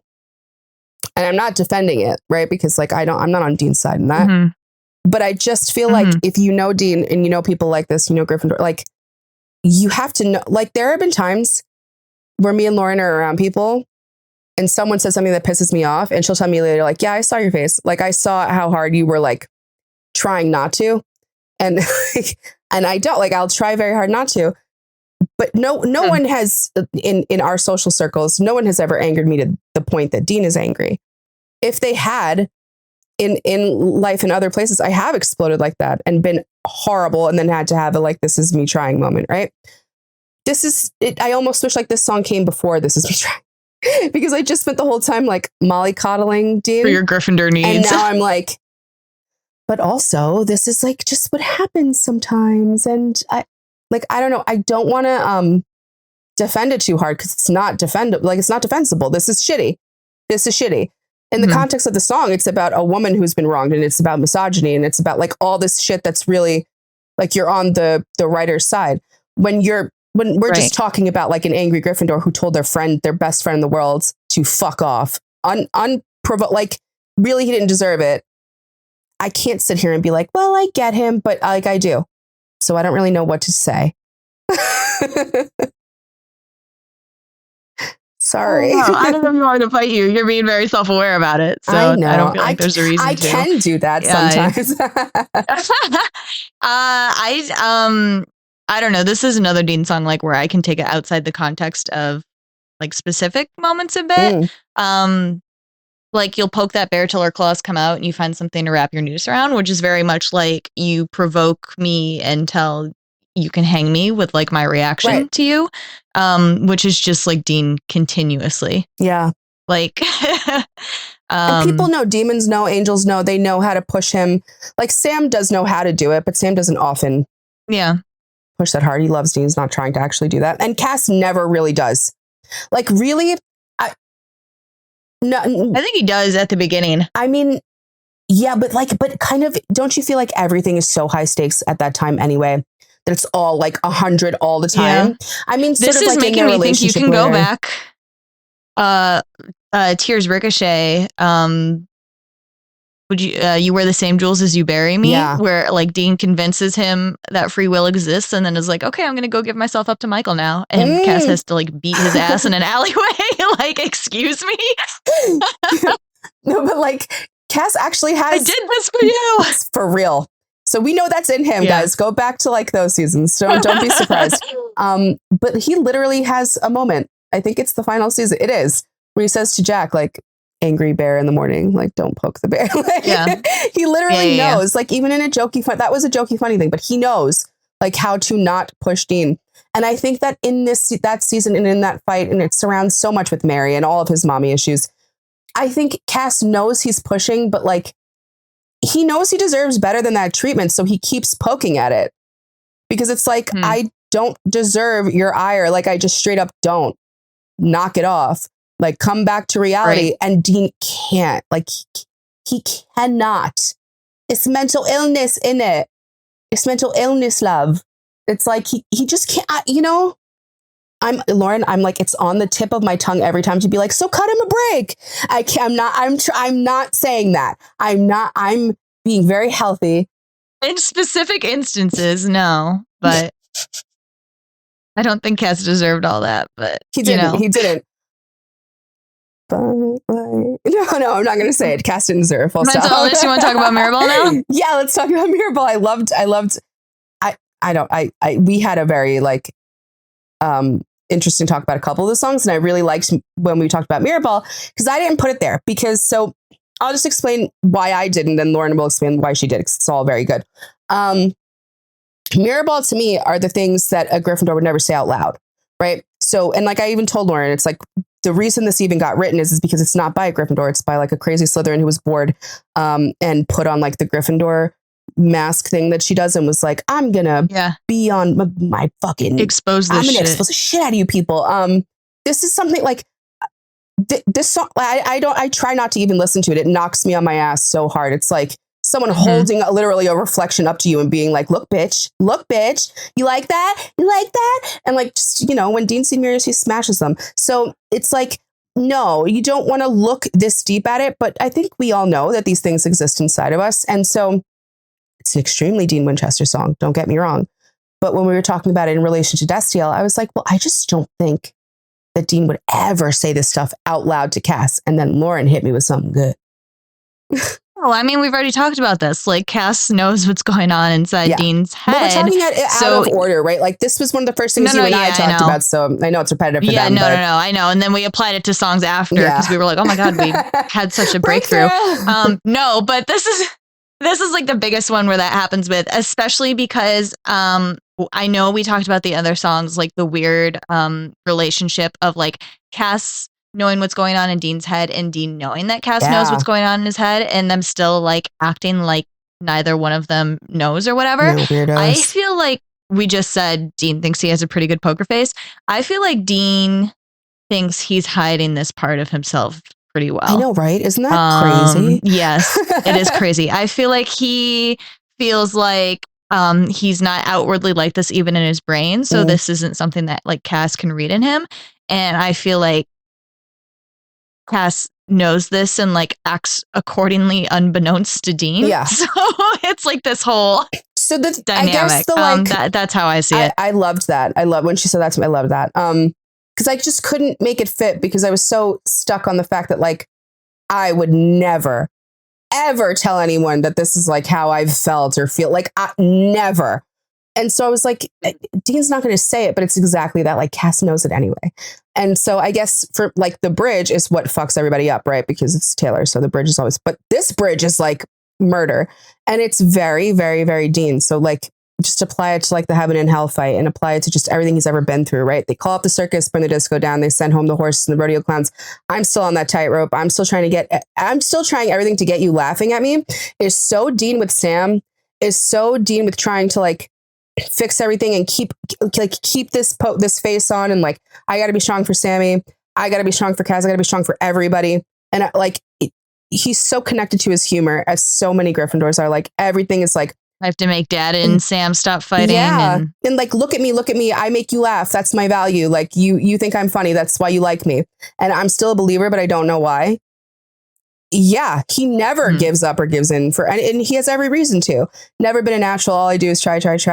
Still not trappy. Still trying everything to keep you looking at me, because Dean wants everyone looking at him. He loves attention and he loves validation. He loves all that shit. But these are things he's never going to say.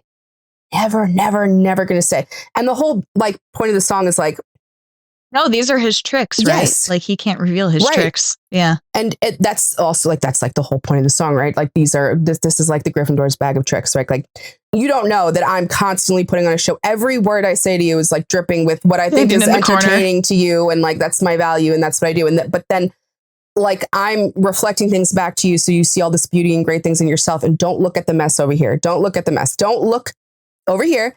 Look at what I'm doing for you. Like, that's the whole fucking song. That's all Dean. Yo, Folklore is crazy.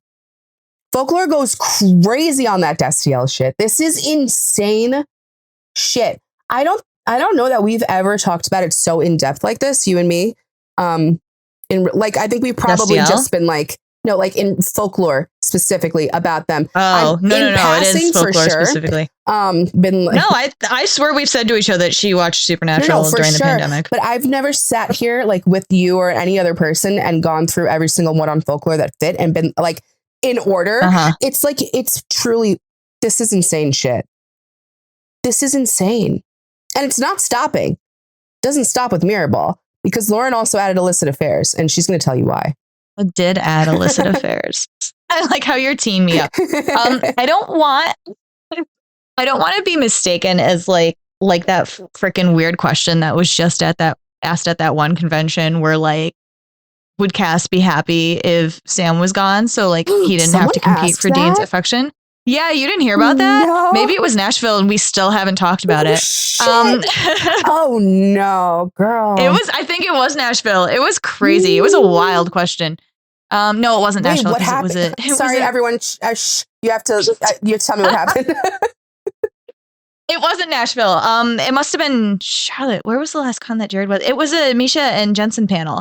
And somebody asked, it was asked to Jensen. I think she was, I think she thought she was being slick and that nobody would know that she was obviously at the very least a brothers person. I don't know. It was, but she was like, I can't fucking remember the specific point in the show she was talking about. No, but it was like, do you think at this like certain point in the show or what? Oh. Do you think after having like heard the confession that that Cass removed Sam's wall because he thought that it would make it easier for him to like have Dean's affection if Sam wasn't around? You shut the fuck up right now. No, that is that's mental illness. I can't do this. Risha was really smart because he just like crossed his arms and looked at Jensen. He didn't say a word. I was like, oh, good for you. I was like, you're pretty smart. And then he was like, I've never seen you get canceled before. He's like, me and Jared have. Oh no. Okay, so it's pretty great. So Jensen answered really well. So then you have to explain yourself now, so you're not like this. So fan. I don't want So because I was like, I think Rachel's like weird illicit affairs because it's a song about a woman. I find it to be a very literal song, so I never thought of them. No, it is very literal. No. I again, it's like the vibe and the feeling, and it's a Gryffindor song, and it's So Dean, I feel like as a Gryffindor has these responsibilities that he's like indebted to, and I also think that he doesn't allow himself normalcy because of these responsibilities he's indebted to. Like he doesn't get dinner because he has to feed Sam, or he doesn't get his own room because they have to find the guy who killed Mom or the monster that killed Mom. Like he just doesn't get normal life, and that's something that he feels he like I I don't know if deserves is the right word, but that's something he feels is like right in the face of the responsibilities that he has decided he has. So I always kind of felt like he also felt that way about like love.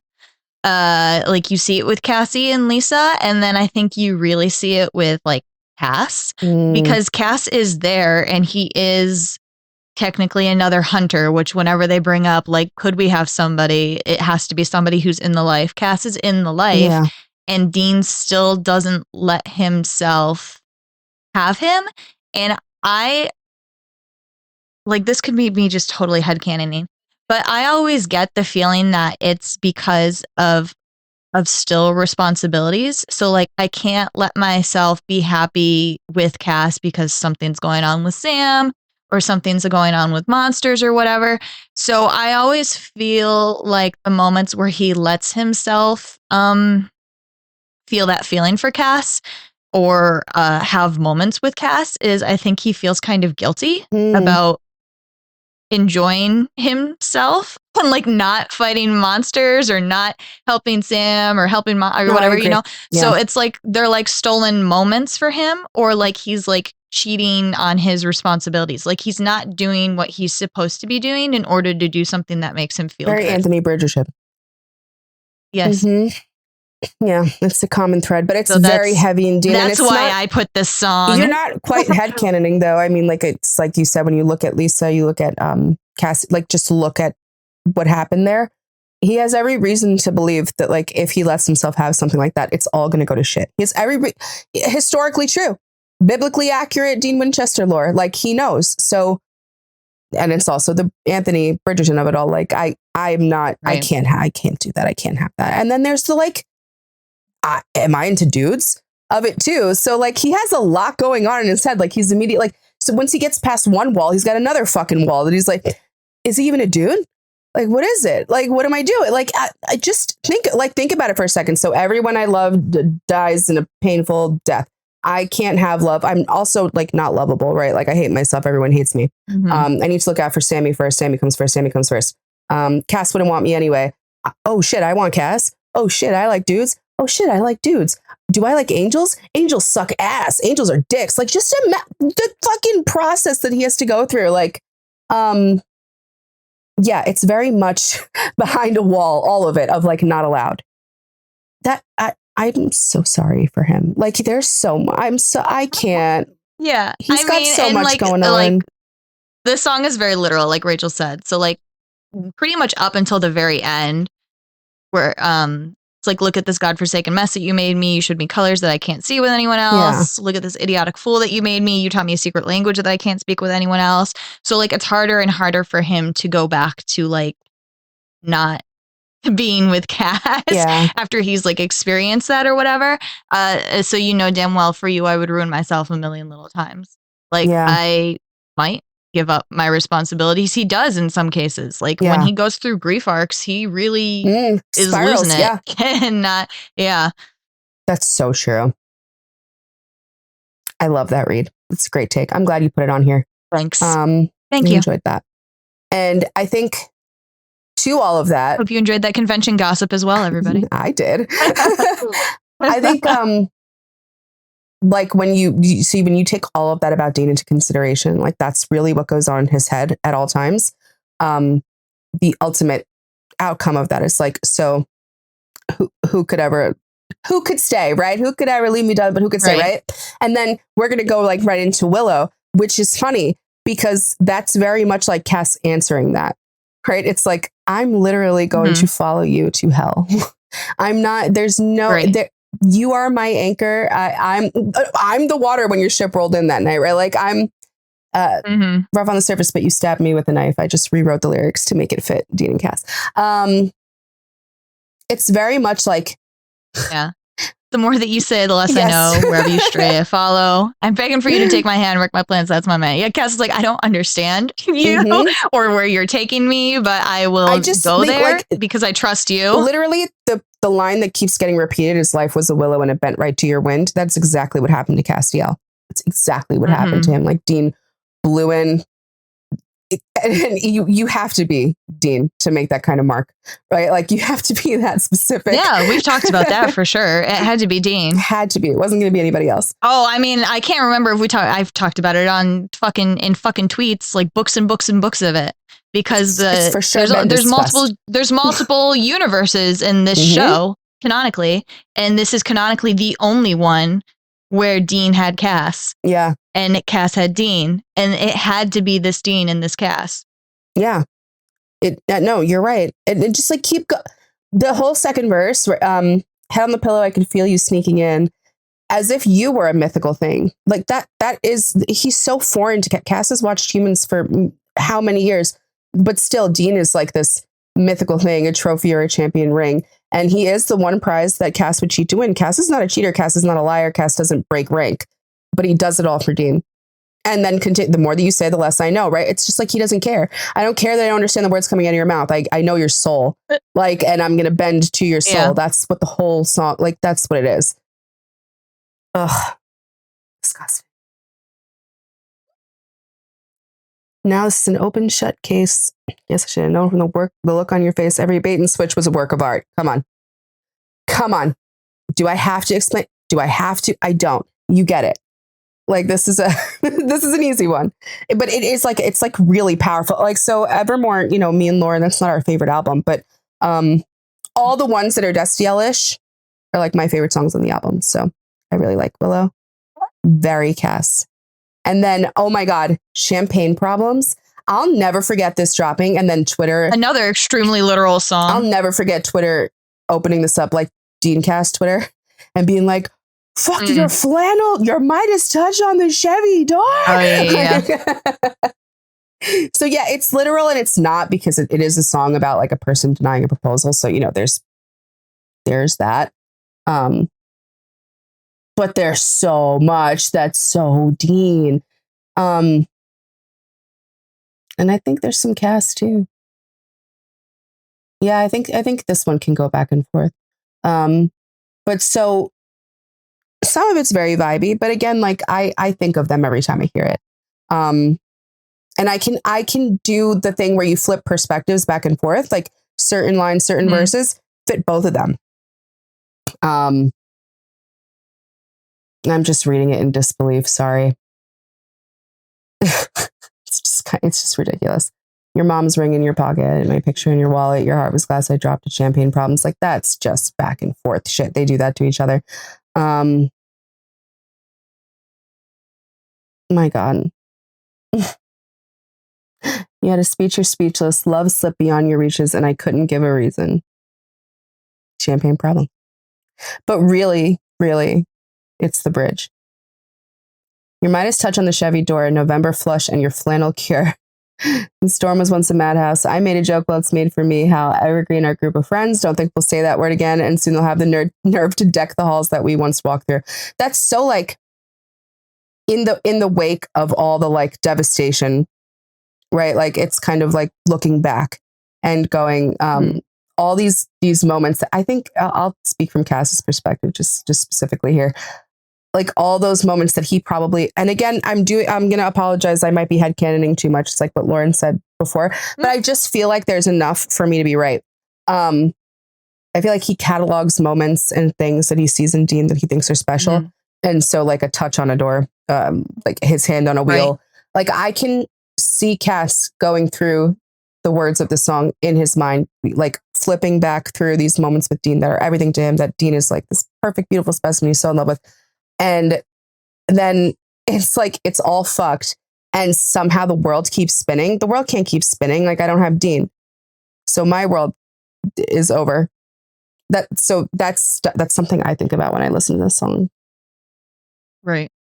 And then, there's the confession.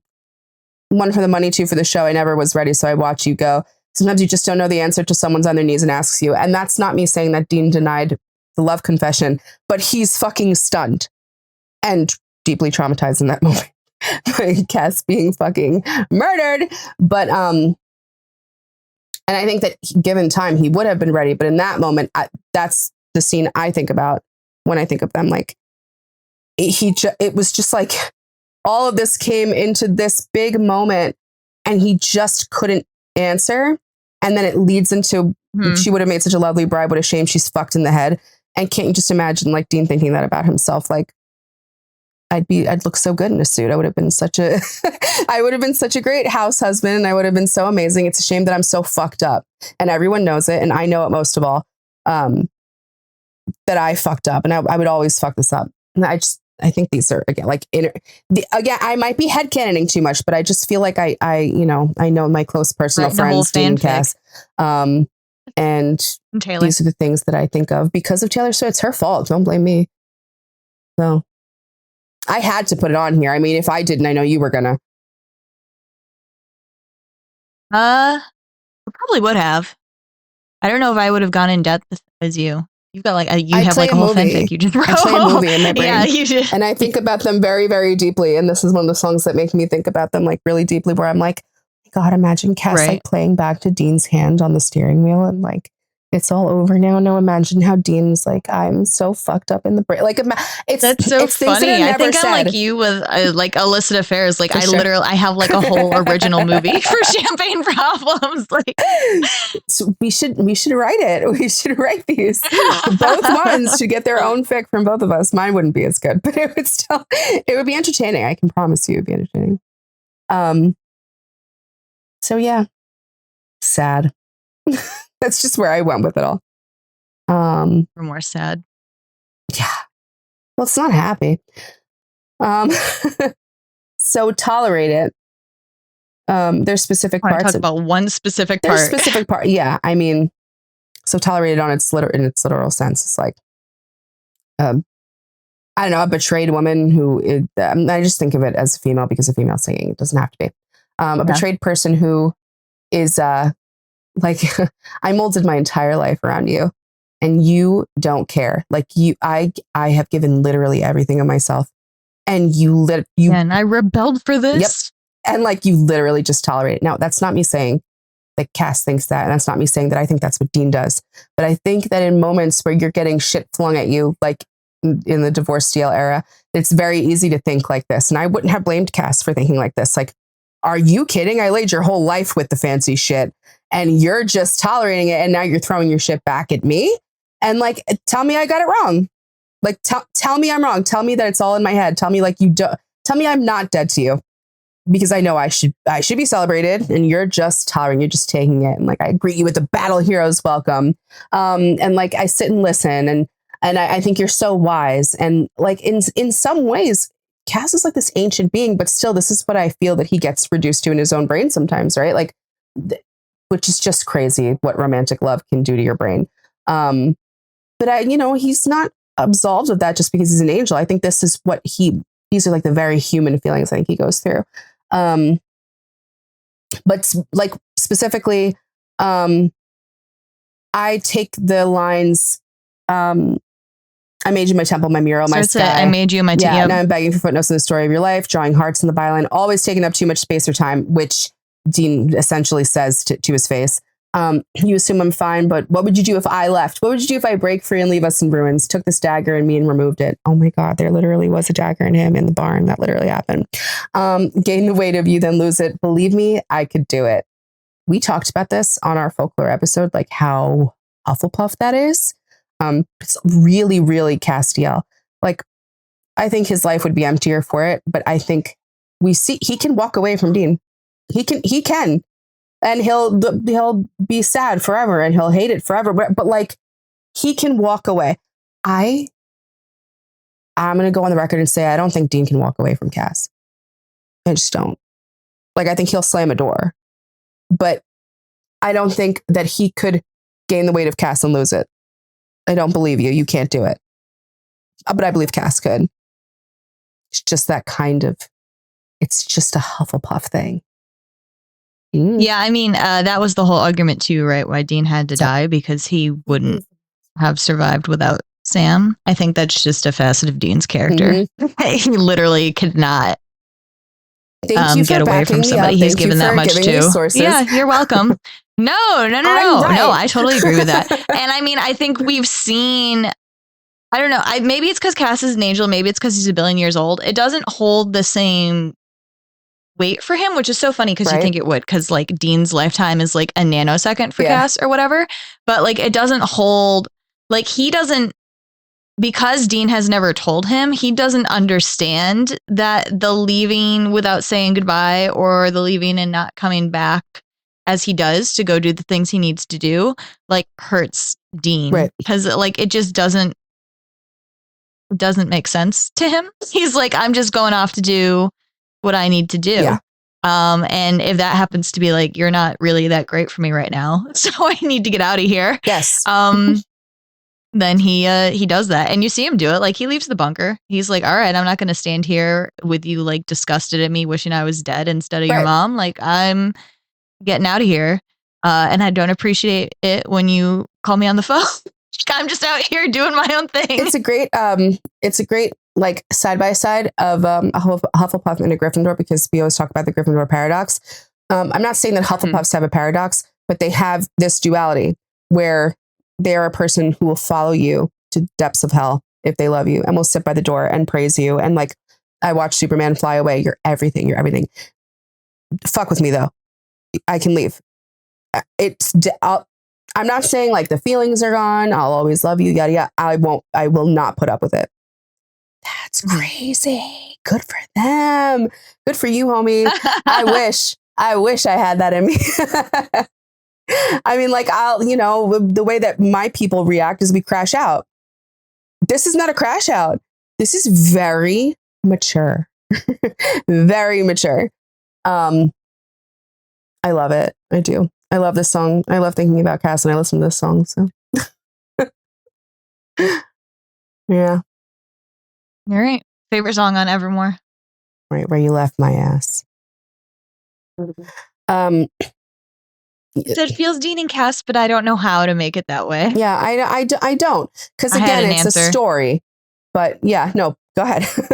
No, I had it. We were just talking about it. Like Dean is always there waiting for Cass to come back. Mm-hmm. Especially there are several grief arcs where Cass is gone or dead, and like life just kind of like moves on around Dean, and he sits his ass there like waiting for Cass to return to him. Yeah. Like he doesn't, like you can look at people always talk about the season 13 grief arc, and I think it's because it's the most recent, and that's like when social media was the most prevalent and fandom was the most active or whatever. Mm-hmm. But I think people tend to forget that, like, and I was on Tumblr during this time, season 7 was a season-long grief arc where like there was no real character development to Dean from the point that Cass walked into the reservoir to the point that he came back as Emmanuel. Dean was like, he was a fucking, like nothing. There was nothing to him. He just stayed exactly where he was and like did not start moving again until Cass came back. So this whole song is like a breakup happens and like life moves on around this person, but they're still right there waiting for this person to come back to them and life to start again. And I just feel like that's very Dean whenever Cass like leaves him. Like his whole life is on pause. And he's just like, can you just come back where you left me? I'm right where you left me. Yeah. And I think that and I'll stay here forever until you come back. I think also specifically like the like you could have a kid, like you could have kids, you could have this family, like you could be off in heaven doing all these things that like you were meant for, destined to do by nature of what you are. And like, I'm just this petty little human, whatever. I wouldn't know. And I never will, because I'm not going to move. And I'm not contacting you. I'm not like screaming anymore. Like it reaches the point where like would be the point where he's not praying anymore. Right. Like he thinks Cass is dead, whatever.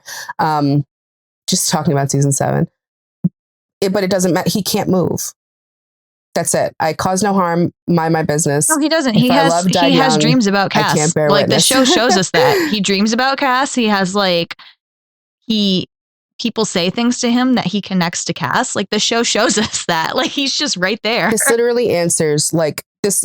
This literally speaks to what was just said about tolerated. Dean can't move. He can't leave. He can't gain the weight of you and lose it. He can't. He will never shake he just anyone. Starts drinking, and he doesn't. Yeah, can't move. That's it. The Cass is like permanently ingrained in him. So yeah. When I was going through the songs, I was like, I have to put this in because this is very Dean. I just didn't know which season to pick or where to fit it. So I like the season 7 explanation, because that is one of the times where it's like the stakes are so high, because it's not the first time Cass dies in front of him, but it's the worst one up to that point. That's for sure. And it's like it feels permanent, and season 7 is so that, like, it is just it's a grieving widow the whole season. So when people don't like season 7, it's like, really, there's so many like Destiel goodies in there. Like, there's so many delicious tidbits of him. I'm gonna admit it. Like, watching season 7 live, I hated it, obviously, because there were like, but like, yeah, oh yeah, you watched it live too. There were like 15 straight episodes where there was no Cass, and we all deeply believed that Cass would never come back. I'm gonna be real. I stopped watching the show. Mm-hmm. I was like, goodbye. I couldn't figure out why to keep going.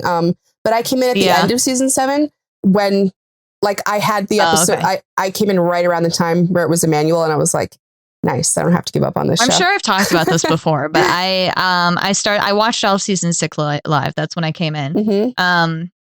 And when he walked into the reservoir, I was like, okay, like, it's supernatural. Obviously, he's going to come back. And then was like on Tumblr following shit at the time. And Misha was being weird and really upset. And there were all these reports that it was like, oh, he's like really not coming back. He doesn't have more episodes on the horizon. And at that point, I stopped watching the show. Randomly, like, was channel surfing one night, and it happened to be the night that Supernatural was on CW. So watched it. It was the Cursed Objects episode with the ballet shoes and the whatever. Yeah. Like, watched it with my mom. And then the promo for the next episode was literally like all in like huge, like, Cass is back. Like, they were like, please come back and watch the show. Cass is returning. And I was like, oh shit. Okay. Yeah. I was like, I will, in fact. And then I was there for another, for sure.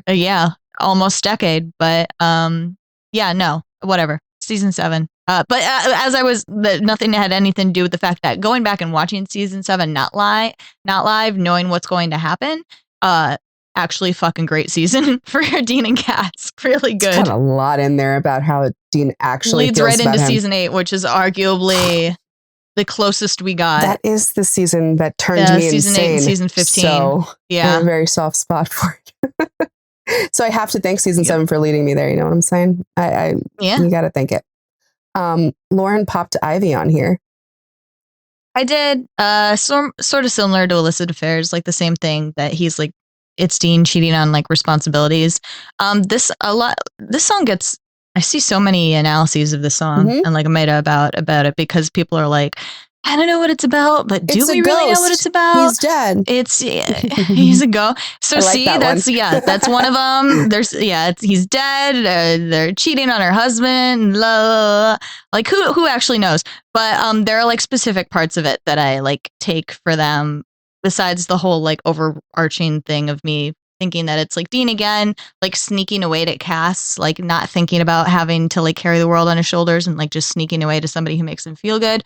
The oh goddamn, my pain fits in the palm of your freezing hand, taking mine, but it's been promised to another. Oh, I can't stop you putting roots in my dreamland. My house is stone, your ivy grows, and now I'm covered in you. It's almost kind of like right where you left me too. Like, very. Yeah, like you can't get rid of this person, like they're ivy growing over your stone. How's one to know I'd live and die for moments that we stole on begged and borrowed time? So tell me to run or dare to sit and watch what will become. Yeah, and then, it's a fire, a goddamn blaze in the dark, and you started it. It's a war, it's a goddamn fight of my life, and you started it. Like, just those things. Very Dean Cass to me. Beautiful. Beautifully said. Thanks. Thanks. But then that's it for Evermore. Evermore's not heavy on the Destiel, beyond like the extremely Destiel ones, you know? And I guess Midnight's isn't hugely... we talked about it. Midnight's and TTPD don't have like they're pretty Logic House albums overall, but they have they got some gems in there for a situation like the one we find ourselves in currently. So when you talk about Midnight's, you have to kick off Midnight's with Antihero. That was one of the I remember when Midnight's came out and I heard that, everyone was screaming that, like it was one of those like, yeah, duh, that's a Dean song. But I just remember getting the first edit like 2 hours in. Someone immediately did it. And I was like, oh shit. oh shit, it hits different when you like actually see it. So yeah, it's just, I mean, what am I going to say? I mean, I know that I can say, I know that song is like Taylor talking to herself, which I think is the Slytherin aspect of it. But I see it as like Dean talking to Cass. Like, how's it feel to be rooting for the anti-hero? Like, you enjoying that? You can't be enjoying that, right? I think like, it's get away from me. I think it's because it's like, what is it, like one of 2 Gryffindor songs, that album. I think it's a Gryffindor, like when you read it from the house perspective, it's a Gryffindor speaking to the person, like their lover or their best friend or whatever, and they're like, don't you get sick of it? Like, I'm so obviously shit, and you stick around. Like, do you understand that I get older but never wiser? Like, I'm never going to grow up, and all of my mistakes are going to haunt me. I ruin everything I touch. I'm lumbering through the city. Yeah, like, why are you here? I can't even be left alone, because when I'm left alone, I'm alone with my thoughts and my prices. I'm manipulating you. I'm lying to you. Yeah. I wake up screaming from dreaming. Like, yeah, it's just waiting. I'm just waiting for you to leave. Like, yeah, just waiting for you to figure this all out. Yeah. And I think, this is one of those things where Cass is like, what is wrong with you? Like, why? You're literally not the problem. Like, why are you doing this? Do not listen to Willow. I'm never going to leave. I'm literally never leaving you. And he's like, Dean, like sticking his fingers in his ears. It's me. Hi, I'm the problem. It's me. Don't tell me good things about myself, because I'm a piece of garbage. Like, that's just Dean. And then I love the line where it's like, I'll stare directly at the sun, but never in the mirror. You're staring in the mirror this whole song, babe. You're very self-aware. You're very conscious of yourself and your behavior, but like, you got to call yourself something negative again, right? And it's like, so Dean, why? Dean's not an anti-hero, but that would be like his description of him. So he's a straight up hero. Sorry, hot take. I don't know. But he's a hero. Sorry, you hate yourself. Not my problem. Exactly. Yeah. So yeah, that had to be put on here. Sorry. What am I going to do? And I said the same thing for You're on Your Own, Kid, with Kaz, because that's Hufflepuff song. These aren't like specific to Destiel, right? Like, they're specific to the characters. So I wanted to just pop them on here because, again, this is like Taylor's going from, I'm a little girl in the country in Pennsylvania with my fake accent, and like, I had all these big dreams, and I made myself small for all these people, but I never stopped chasing my dreams, and like, blah, blah, blah, blah, blah, right? So we get it's very easy to understand from a Taylor Swift perspective. From a Cass perspective, it's very vibey. We're not going to go literal. But some of the lines do hit literally. But it's like the journey of going from this heavenly billion-year-old thing, and then getting hit with all these feelings of realizing like, wow, I didn't matter in that lineup at all as a soldier, to God, to my father. Like, this is my father is, holy shit. Like, and then a little bit like through it with Dean too, because in the song they do talk about, she does talk about like, I'm like, I idolize you, and I think about you all the time, and I wait forever to see you. And then I figured out that you just like, you don't really care, like I can imagine him having those moments. And I would imagine like in the bigger fights that hits a little bit too. But it never lands on a self-pitying note. And I don't think Cass is a self-pitying character at all. So this song very much reminds me of him, because I think he, like Dean, feels like he deserves everything that happens to him. So no, for sure. So I don't know if it's one that people commonly associate with him. I'm not sure. I don't have like my finger on the pulse of that. I don't know. I mean, I saw a great fucking music video that does Dean to it. So I feel like I have issues there. Apply this to Dean. Super applied to him, but just I feel like I'm talking about Dean too much, so I have to talk more about Cass. No, I mean, I think no, and it's I mean, it's a Hufflepuff song. I think it applies to both of them. They're similar in many ways, which I mean works for them. Well, let's take or doesn't work, prevents them from talking. I can, if I might swing it back around to my Gryffindor brethren here, from sprinkler splashes to fireplace ashes, I gave my blood, sweat, and tears for this. That's a hella Dean line. Like, that's a literal. We'll take it very literal. Like, I can see the edit. I can see him standing outside the lawn holding Sam and the house is on fire. I can see it. Oh, the words. Yeah. lyrics. No, they are. No. But I do want to give it to Cass. Cass is so I think I looked around in a blood-soaked gown and I saw something they can't take away. It's very Castiel. Yeah, no, I mean, I think, and it's very, I mean, both like I said, there's similarities to him and Dean. They're both very on their own in different ways within their own families. Cass is a angel who is a weird angel who nobody really likes or thinks is doing the correct thing. But you're right, it's not like a pitying song. It's just kind of like, this is what happened. I'm on my own. This is what happened. Yeah, and like this is it. Whereas I think Dean's a little more self-pitying about it. Yes. But yes. Yeah, no, you take it for Cass, and he's just like, well, this is what I paid, and Dean Winchester's worth that. So even if he like won't take me in, I'll be on my own for him. Yeah, and he's okay with that. Like, like we keep coming back to the same conversational points, right? Like they're fine. He's fine with that. He could be fine on his own. He's Dean okay would with spiral. Like he can't. It's not the same. They different energy. Yeah. Speaking of Hufflepuff energy, though, we have Bejeweled. Like I had to. It's like it's Cass is in his like I'm going out tonight. I'm not gonna be able to explain her notes to you. What did I say? She just kept saying Lizzo. You said Lizzo, which you said earlier. How do I explain Lizzo to that? Well, it's because of that fucking TikTok we saw that we never found again. That was the funniest fucking thing in the movie. Oh, it was so good. Funniest TikTok in the world. No, it was I bet we could find it. You all in your DMs. No, I looked for it like only a few months after we first saw it, and it was on Twitter. I couldn't find it. It was on Twitter. You can search your account now on Twitter, like your specific account. We'll have to. Well, I'm gonna deep dive this. I want to find it really bad because like this person really put this edit out to "Truth Hurts" by Lizzo, and it's Cass like turning around and walking like out an of the hour bunker later. Yeah, Sam in the DM. So like, what happened? Funny, Sam in the DM. Perfect. It was perfection.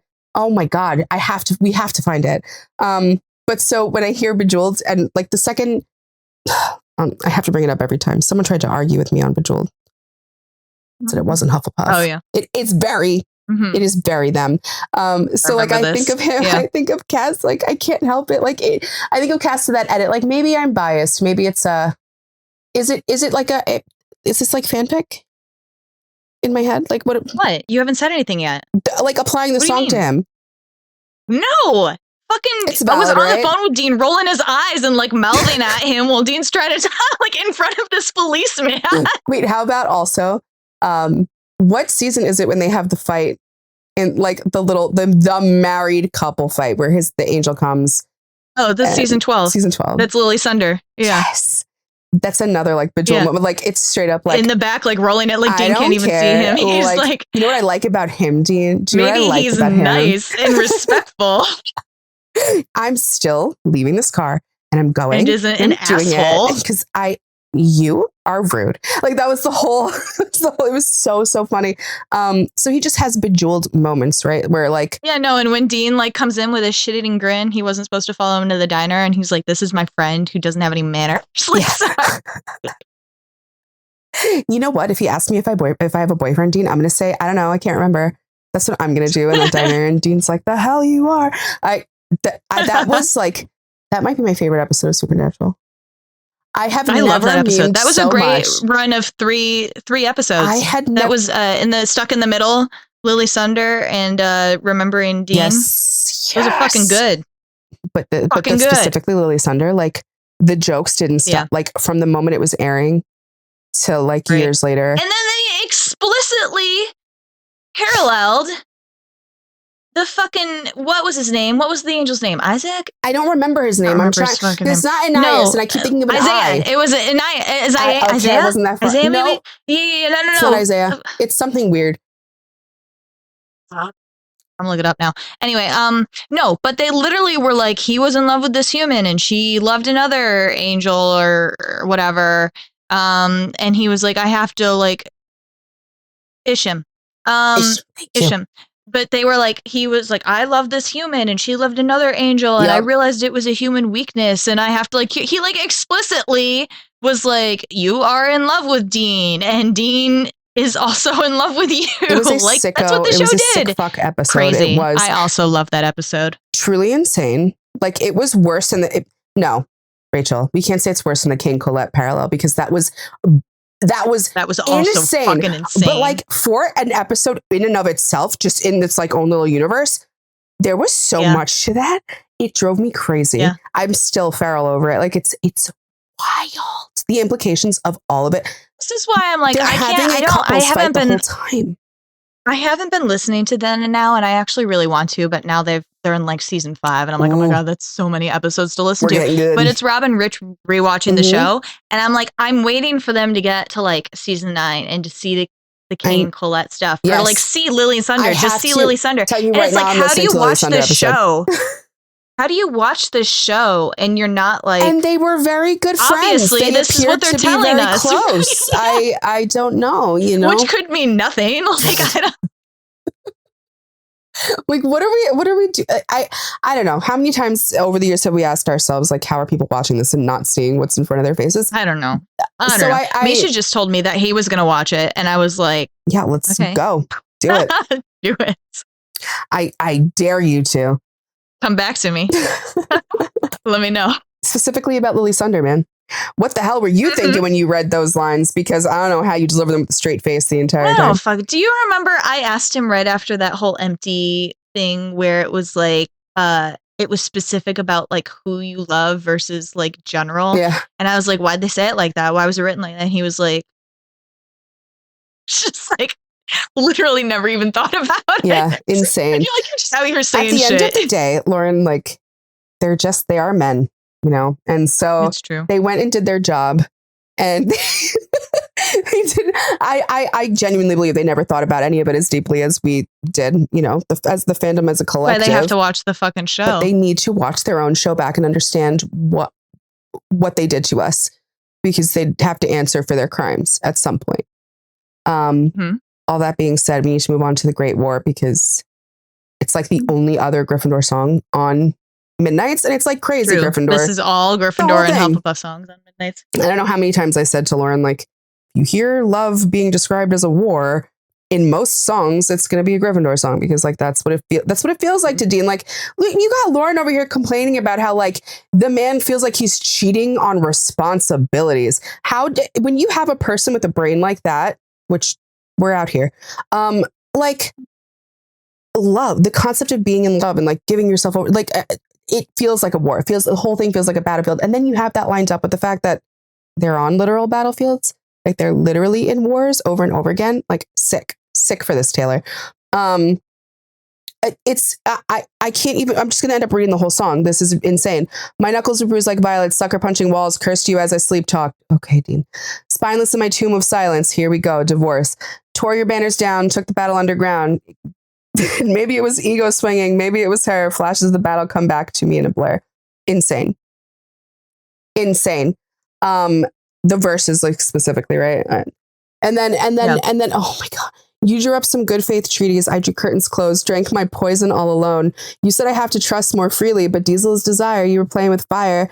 And maybe it's the past that's talking, screaming from the crypt scene, telling me to punish you for things you never did. So I justified it. Like, we're describing episodes.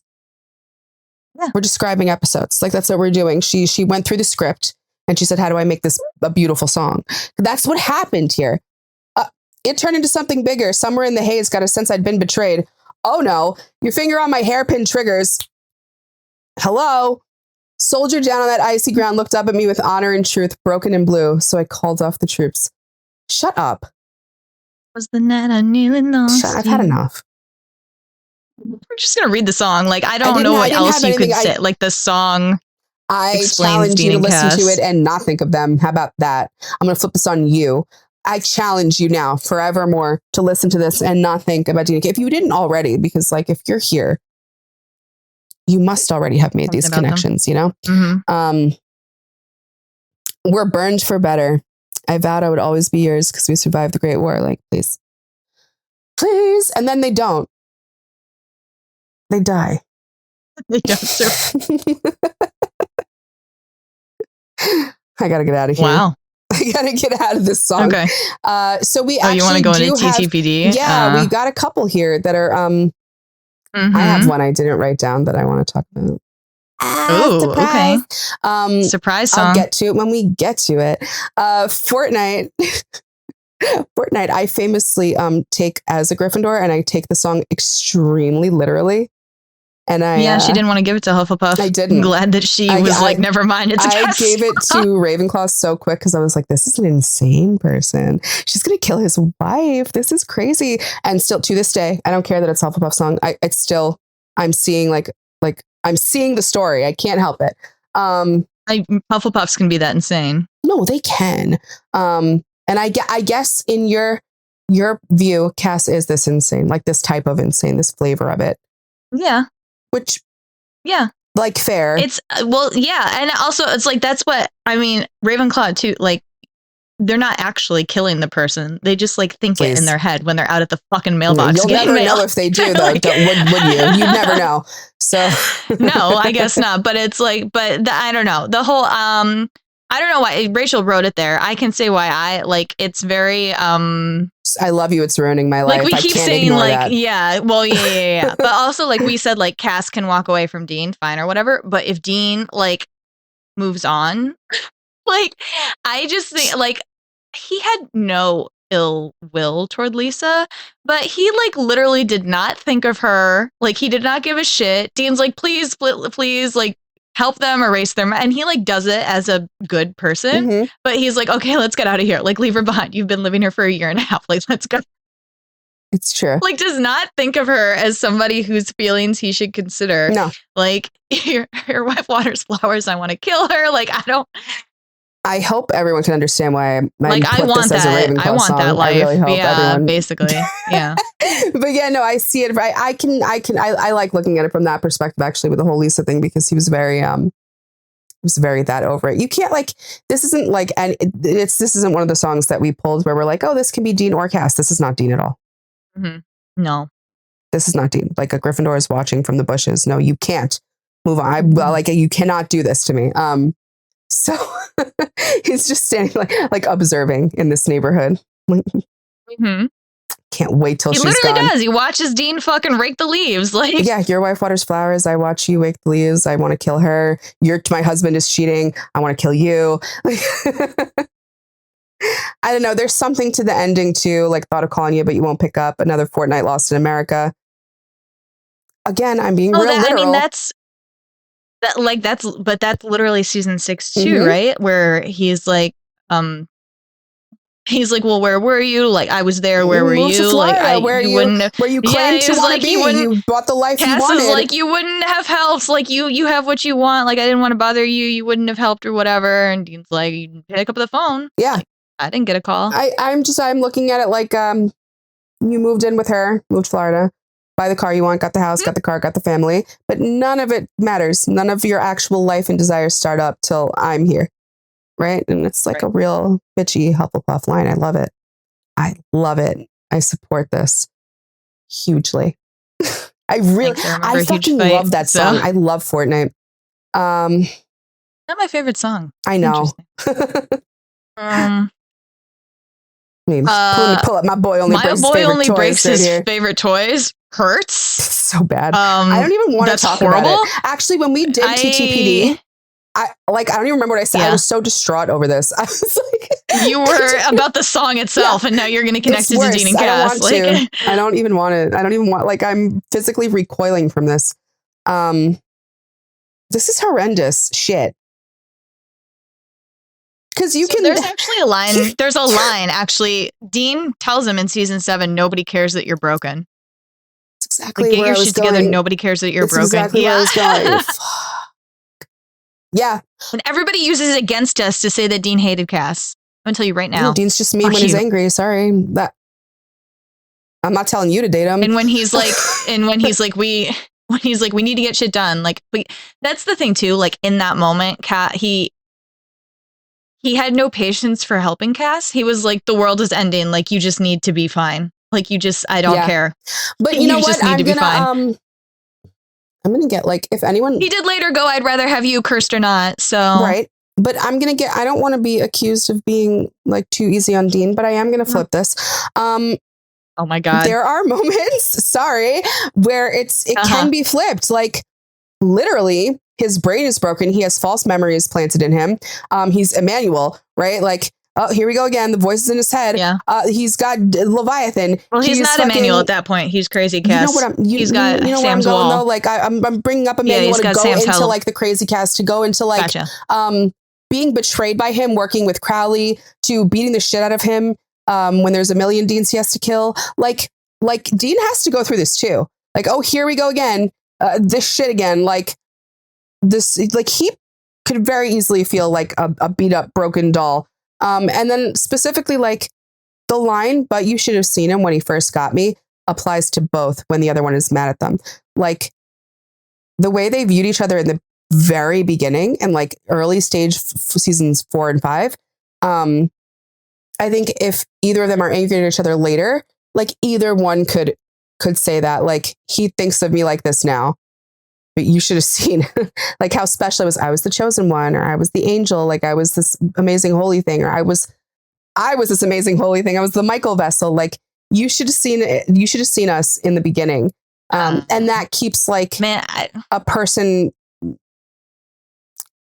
I don't think it's the same thing as like a person in an abusive relationship. It's not. I'm just literally making a connection to those specific lines of like. Well, like the saddest I used part to of be the so song special to you. How could you do me like this? No, well, so pull the string and I'll tell you that he runs because he loves me. Mm-hmm. And it does. That's very Cass. And like he doesn't. To all of the angels, this would be their perspective, right? Yep. Like, this human is crass, he's filthy, he doesn't care about you. And Cass is like, no, he's just like that. He's just like that, and I love him anyway. And he's my all best of these friend angels are like, what the Sandlot. fuck? Yeah. And you know, and he like insults me and calls me a baby and, you know, in a trench coat and useless. And like, I can't help because he's very stressed. He's very stressed about his job, okay? Yep. Just leave him alone. Even, just actually the whole end of the song is extreme Castiel. Like I felt more when we played pretend than with all the Kens, like with all these like copy pasted angels, like everything I've known. He took me out of my box. He took my heart. Like he taught me all this shit about life and myself and what beyond heaven. And then like fucks off, or is like deeply cruel to me at times and makes me feel like a discarded toy on a shelf. And then tells me like I deserve better. Like when he does give some semblance of an apology, right? It is a nasty little cycle. I don't think Dean does things like that often. I'm not going to liken Dean to an abuser that the song is about. Like I'm not going to do that. But I just think he's thoughtless sometimes. Yeah, totally. And it could have something to do with Jensen proclaiming that Dean doesn't really understand that. I think Cass does get human emotions, right, or is trying really hard to understand them, or feels them involuntarily at this point, interacting so much with humans, and is like trying to comprehend them on his own. I think Dean, we've talked about this, sees Cass as like an angel, another species, like an untouchable great thing that like he can't touch even with like mean words. Like he's like, why does what I think affect Cass? Right. Yeah. No, it's fair. I understand all that, you know, you don't have to agree with Jensen Ackles all the time. Beautiful man, but you know. So this song that I want to add is the one that me and Lauren fought about. It's Guilty as Sin. I wanted to do an honorary Slytherin song mention here because while I conceded it to Slytherin overall, it is also a Castiel song, and I don't care what anyone has to say. So, oh, I'm throwing a wrench in. Oh, you didn't see that shit come in. I just threw that in here. That was one of my arguments, though, was that I was thinking about Cass. I always think about Cass when I listen to this song. If you take it away from Castiel, it's not a Hufflepuff song, okay? I've accepted it, but it's still a Cass song. So I had to just say it. I had to say it because I was driving today and I was listening to it and I was like, I have to. My boredom's bone deep. This cage was once just fine. Am I allowed to cry? I dream of cracking locks, throwing my life to the wolves. Or the ocean rocks crashing into him tonight. He's a paradox. I'm seeing visions. Am I bad or mad or wise? Should I leave heaven? Should I do this? Should I do that? Am I guilty? Am I bad? We've never done anything. We do it in my head. We've never done anything. Is that bad? Am I bad? I don't really care if I'm bad. I don't care because I keep these longings locked. I'm good. I've done it all correctly. Someone told me bad thoughts don't exist. Only actions talk. Just shut up. We've already done it in my head. If it's make believe, why does it feel like a vow will both uphold somehow? Disgusting. What if I roll the stone away? They're going to crucify me anyway. What if the way you hold me is actually what's holy? If long-suffering propriety is what they want from me? They don't know how you've haunted me so stunningly. I choose you and me religiously. Get away from me. Get it away from me. I never want to talk about this again. I just had to bring it up because it's insane. Okay. So it doesn't have to be like officially on the list, but since we did throw like other house songs in, I have to. Like, do you see what I'm saying? We don't really have an official list. It's heavy, I know, but you know, maybe we will one day. So I have to say it for the record. It's just like, again, it's like reading The Great War. Like, it's just literally, I'm just, this is stuff that Cass had to have grappled with. And just because I didn't see it physically happen on the show, sorry, I can extrapolate from data presented to me. Okay. He chooses Dean religiously, repeatedly. Okay. This is all very like him fighting with the angels type shit. Anyway, it's the only thing I think about when I listen to this song. So throwing it out there. Smallest man who ever lived. Did I put this or you? I don't think I put this on there. You did. No, that's you. I did that. Yeah. Do you know why? I didn't really understand your note. So I'm trying to think about it. I had a reason. I probably don't know if I would go this far with them. You made me explain better, man. So yeah, it's certain lines, right? Like when they're angry. So like in the first verse, I think of it from Dean's perspective. Was any of it true? Gazing at me starry-eyed in your Jehovah's Witness suit. Who the fuck was that guy? And then this, not literal. Who you tried to buy some pills from a friend of friends of mine, but that reminded me of him working with Crowley. They just ghosted you. Now you know what it feels like. Reminds me of like, haha, you always leave me. Now you know what it feels like, even though you never expressed to him that you don't want him to leave you. Stupid. Right. So the chorus never applies. It's the verses. That's what made me think about it. So like, I think of Cass in the second verse. You hung me on your wall, stabbed me with your push pins. In public, showed me off. Like, we have an angel. We have a Hulk. Then sank in stoned oblivion, right? Like going on a bender, getting really angry, going on a rant, whatever.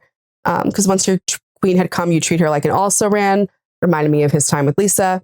And then it ends there, right? Because you didn't measure up in any measure of a man is not something that I actually believe either of them think about each other. It's just really, for me, I only mentioned it because there's some specific lines that are like, you know. Gotcha. All right. That makes sense. Yeah. And I think like you'll slide into inboxes and slip through the bars. You crashed my party in your rental car. You said normal girls were boring, but you were gone by the morning. You kicked out the stage lights, but you're still performing. Can easily be said about a Gryffindor at the peak of their toxicity, right? Like this song is written in our view, it's written about a Ravenclaw, but that specifically, it's like a Gryffindor crash out. So like I can very easily apply it to Cass if I had to. So that's why I put it on there. Right. Yeah. And then Peter, I think Thanks for explaining. You're welcome. I hope it made sense. It did. No. Thank you. I read your note and I was like, all right, I'll hear what she has to say. Good. I'm glad I landed it. I don't know that either of them ever felt that. Like you're right. Like the chorus, like the line of what the song is, the title of the song doesn't apply. Yeah, it doesn't apply. They think the worlds of each other, but certain things, you know. For Peter, when I was listening to it, I was thinking about it from, where did we put Peter? What? Okay. So, it's funny because I think about it from Dean's perspective as like this lost boy, not even as Wendy, like almost as a lost boy, but I guess, you know, if you look at it from, he would be in this analogy from Wendy's perspective, whatever. I just wanted to say lost boy. Sorry. But it reminds me of like, the nights where Cass isn't there. He doesn't know where Destiel is. He's alone again, and he's this like mythical, like this magical thing that comes and brings these moments of like just my lost fearless leader. Like that is, I feel, you know, that there are times where Dean would follow Cass anywhere, and he sees him like that. And like you said, you were going to grow up, then you were going to come find me. Like you always said, you'd come when I call. Yeah, this is so funny. I think about it more from like Cass's perspective, like waiting for Dean to finally say that he loves him. You can. Man, I or like have to accept him in. bias. I love Dean Winchester, but no, it's just one of those songs again where like I think you could put it for both of them. When I listen to it, I think of like Dean being self-pitying and being like he left again and like he doesn't want me and he doesn't love me and like even though like I won't confess that I waited, but I let the lamp burn. Blah blah blah blah blah. Mm-hmm. Like because love's never lost when perspective is earned, and just all of this is just things I really it can be much more easily applied to Destiel. Don't get me wrong. Right. Just explaining the reason I put on this because I think about Dean being a self-pitying little bitch wallowing in his shit.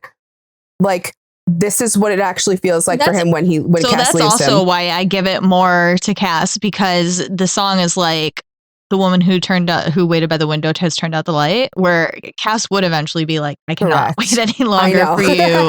I know he would get the fuck out of there.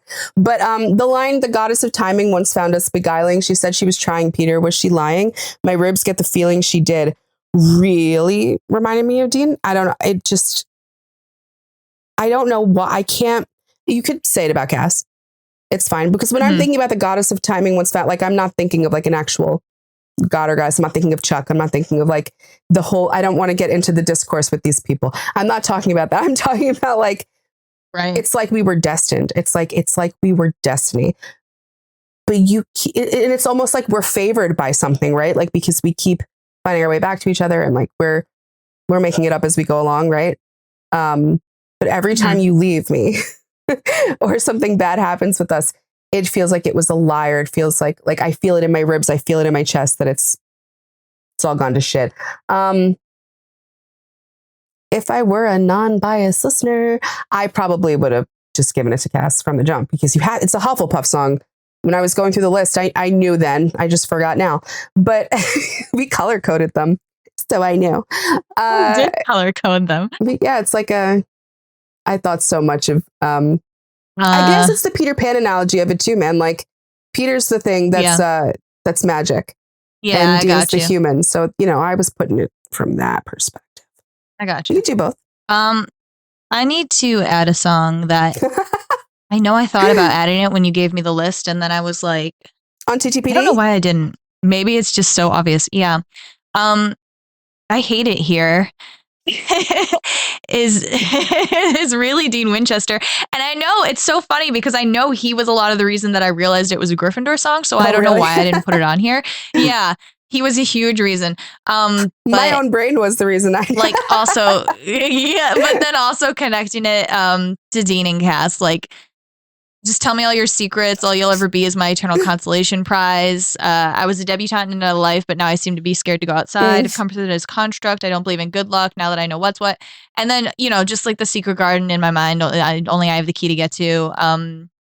Just like letting people into his like life because he hates it here. Yeah. And like only these people that I give the key to. It's like or Cass.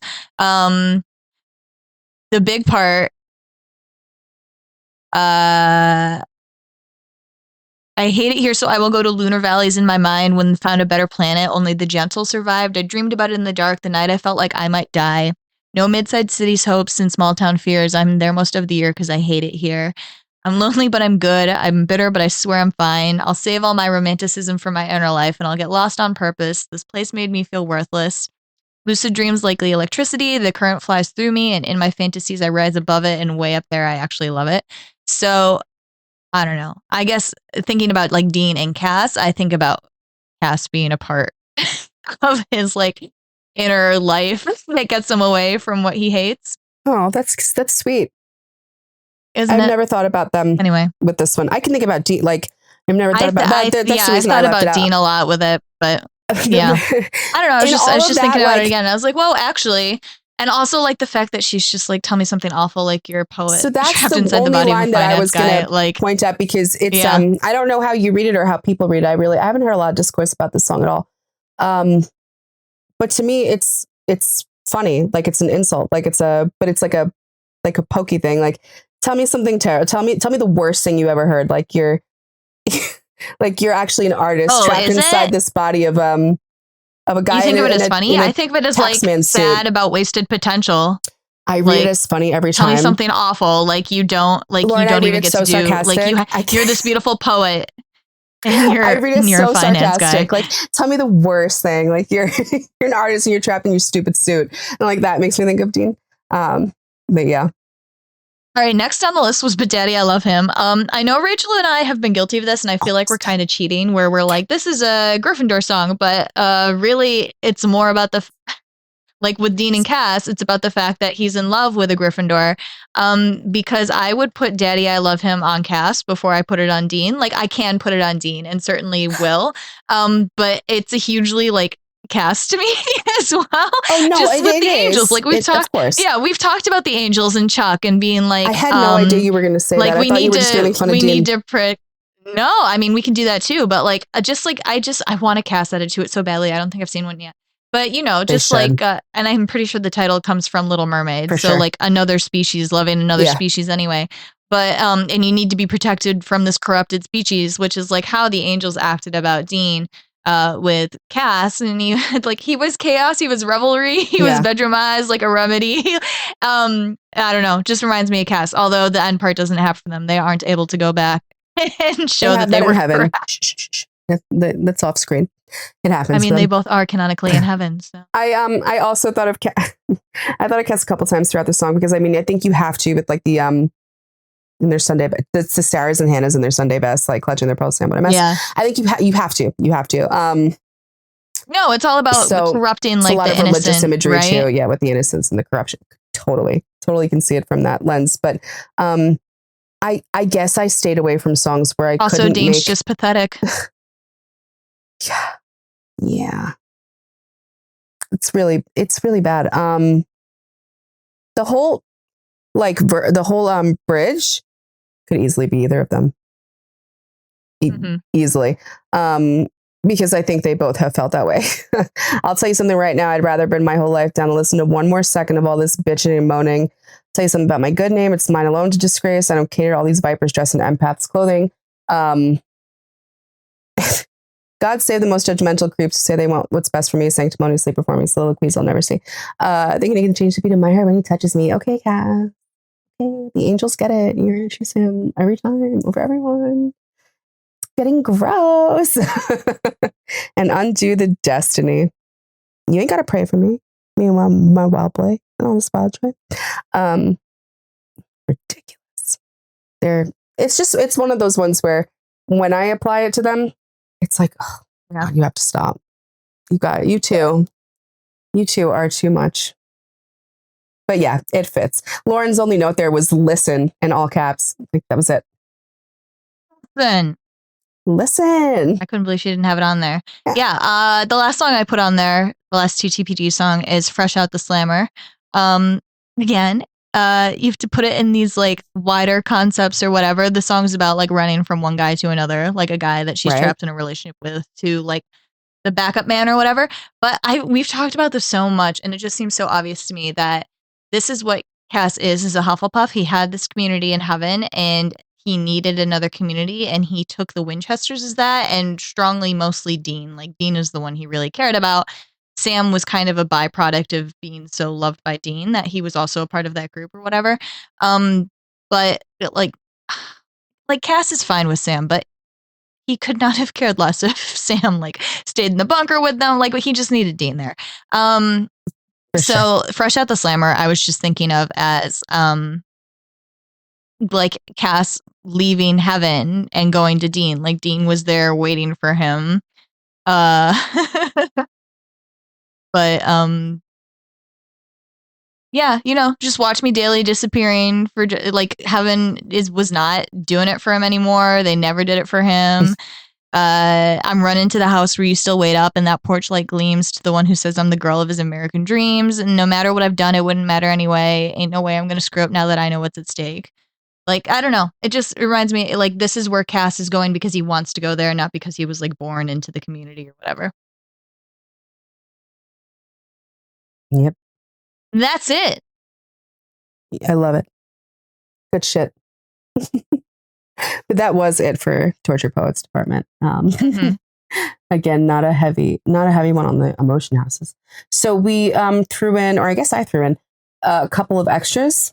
Like I had them under miscellaneous because on our last Taylor episode we went over all her like extras, whatever.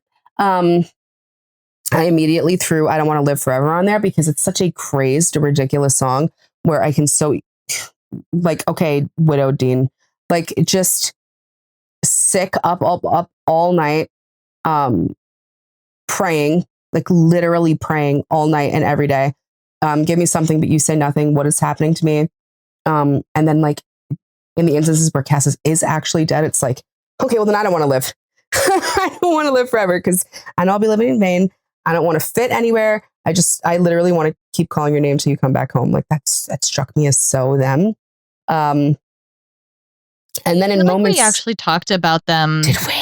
Or at least Rachel and I had our own like mental conversation about it. Maybe it wasn't live. Yeah, I'm sure. I feel like we knew what we were talking about. Yeah. Yeah. There are certain moments where we talked about songs and we just like briefly mentioned it, or we weren't allowed until we did this episode. Weren't allowed. I could try to make every line here fit. I won't. It's just, I think you get the gist. I mean, most of it's just like, I don't want to live forever. Yeah. Yeah. Like that's the whole thing. It is. I don't want to live unless I'm living with you. Baby, I feel crazy. I see you around all these empty faces, season 8. All night and every day. I'm looking sad in all the nicest places. Give me something, but you say nothing. If that's not them, I don't know what is. So, know what I'm saying? You know what I'm saying. And then I popped Renegade on there because we count it as a Taylor song. She's one of the writers on there. It. I'll have the research team pull it up so I can give you specifics of what I mean. Research team, let's go. Yeah, I mean, is it insensitive for me to say get your shit together so I can love you?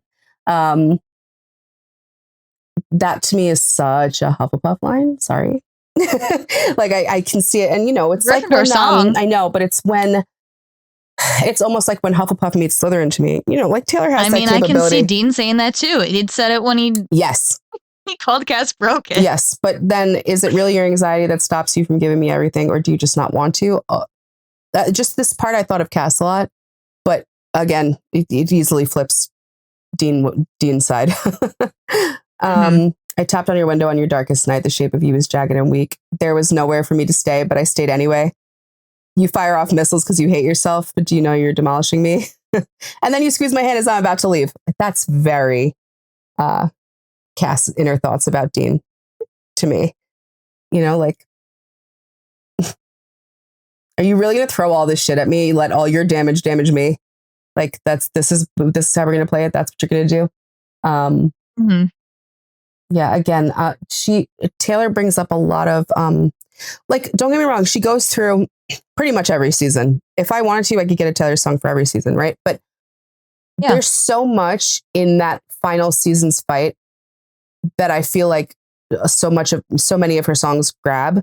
And I feel like maybe I'm talking about the divorce era too much, but it just stands out so like wildly with certain songs. This is just one of them where it's like, specific. That wasn't the first time Dean flung shit at him, and like blamed him for something, or like his baggage damaged Cass, like, and Cass was collateral. Like, it's not the first time, but it's like the time. You know what I mean? If I have to think about an example of it, I'm thinking of that. So then when I am listening to a song like this, and it's a person being like, I didn't have a home, like I called this place home. There was nowhere really for me, but like I made a room. I stayed regardless of everything. I stayed regardless of all of the like nastiness that was going on, whatever. And you're firing off missiles because you hate yourself. Like, again, it turns back around and comes back on you. Like, it was just so divorce arc. I don't know. I had to include it just for that. So I get what you're saying, but I know it's Gryffindor, and it's like Dean could easily say all of this back at many points. But I just thought of it from Cass's perspective a lot. And then we end on Sweeter Than Fiction.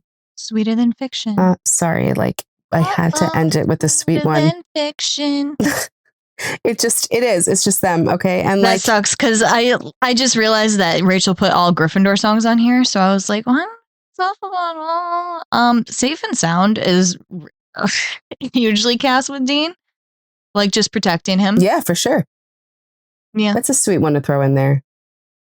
It is. But I mean, Sweeter Than Fiction is, that's what they are to us, guys. You know?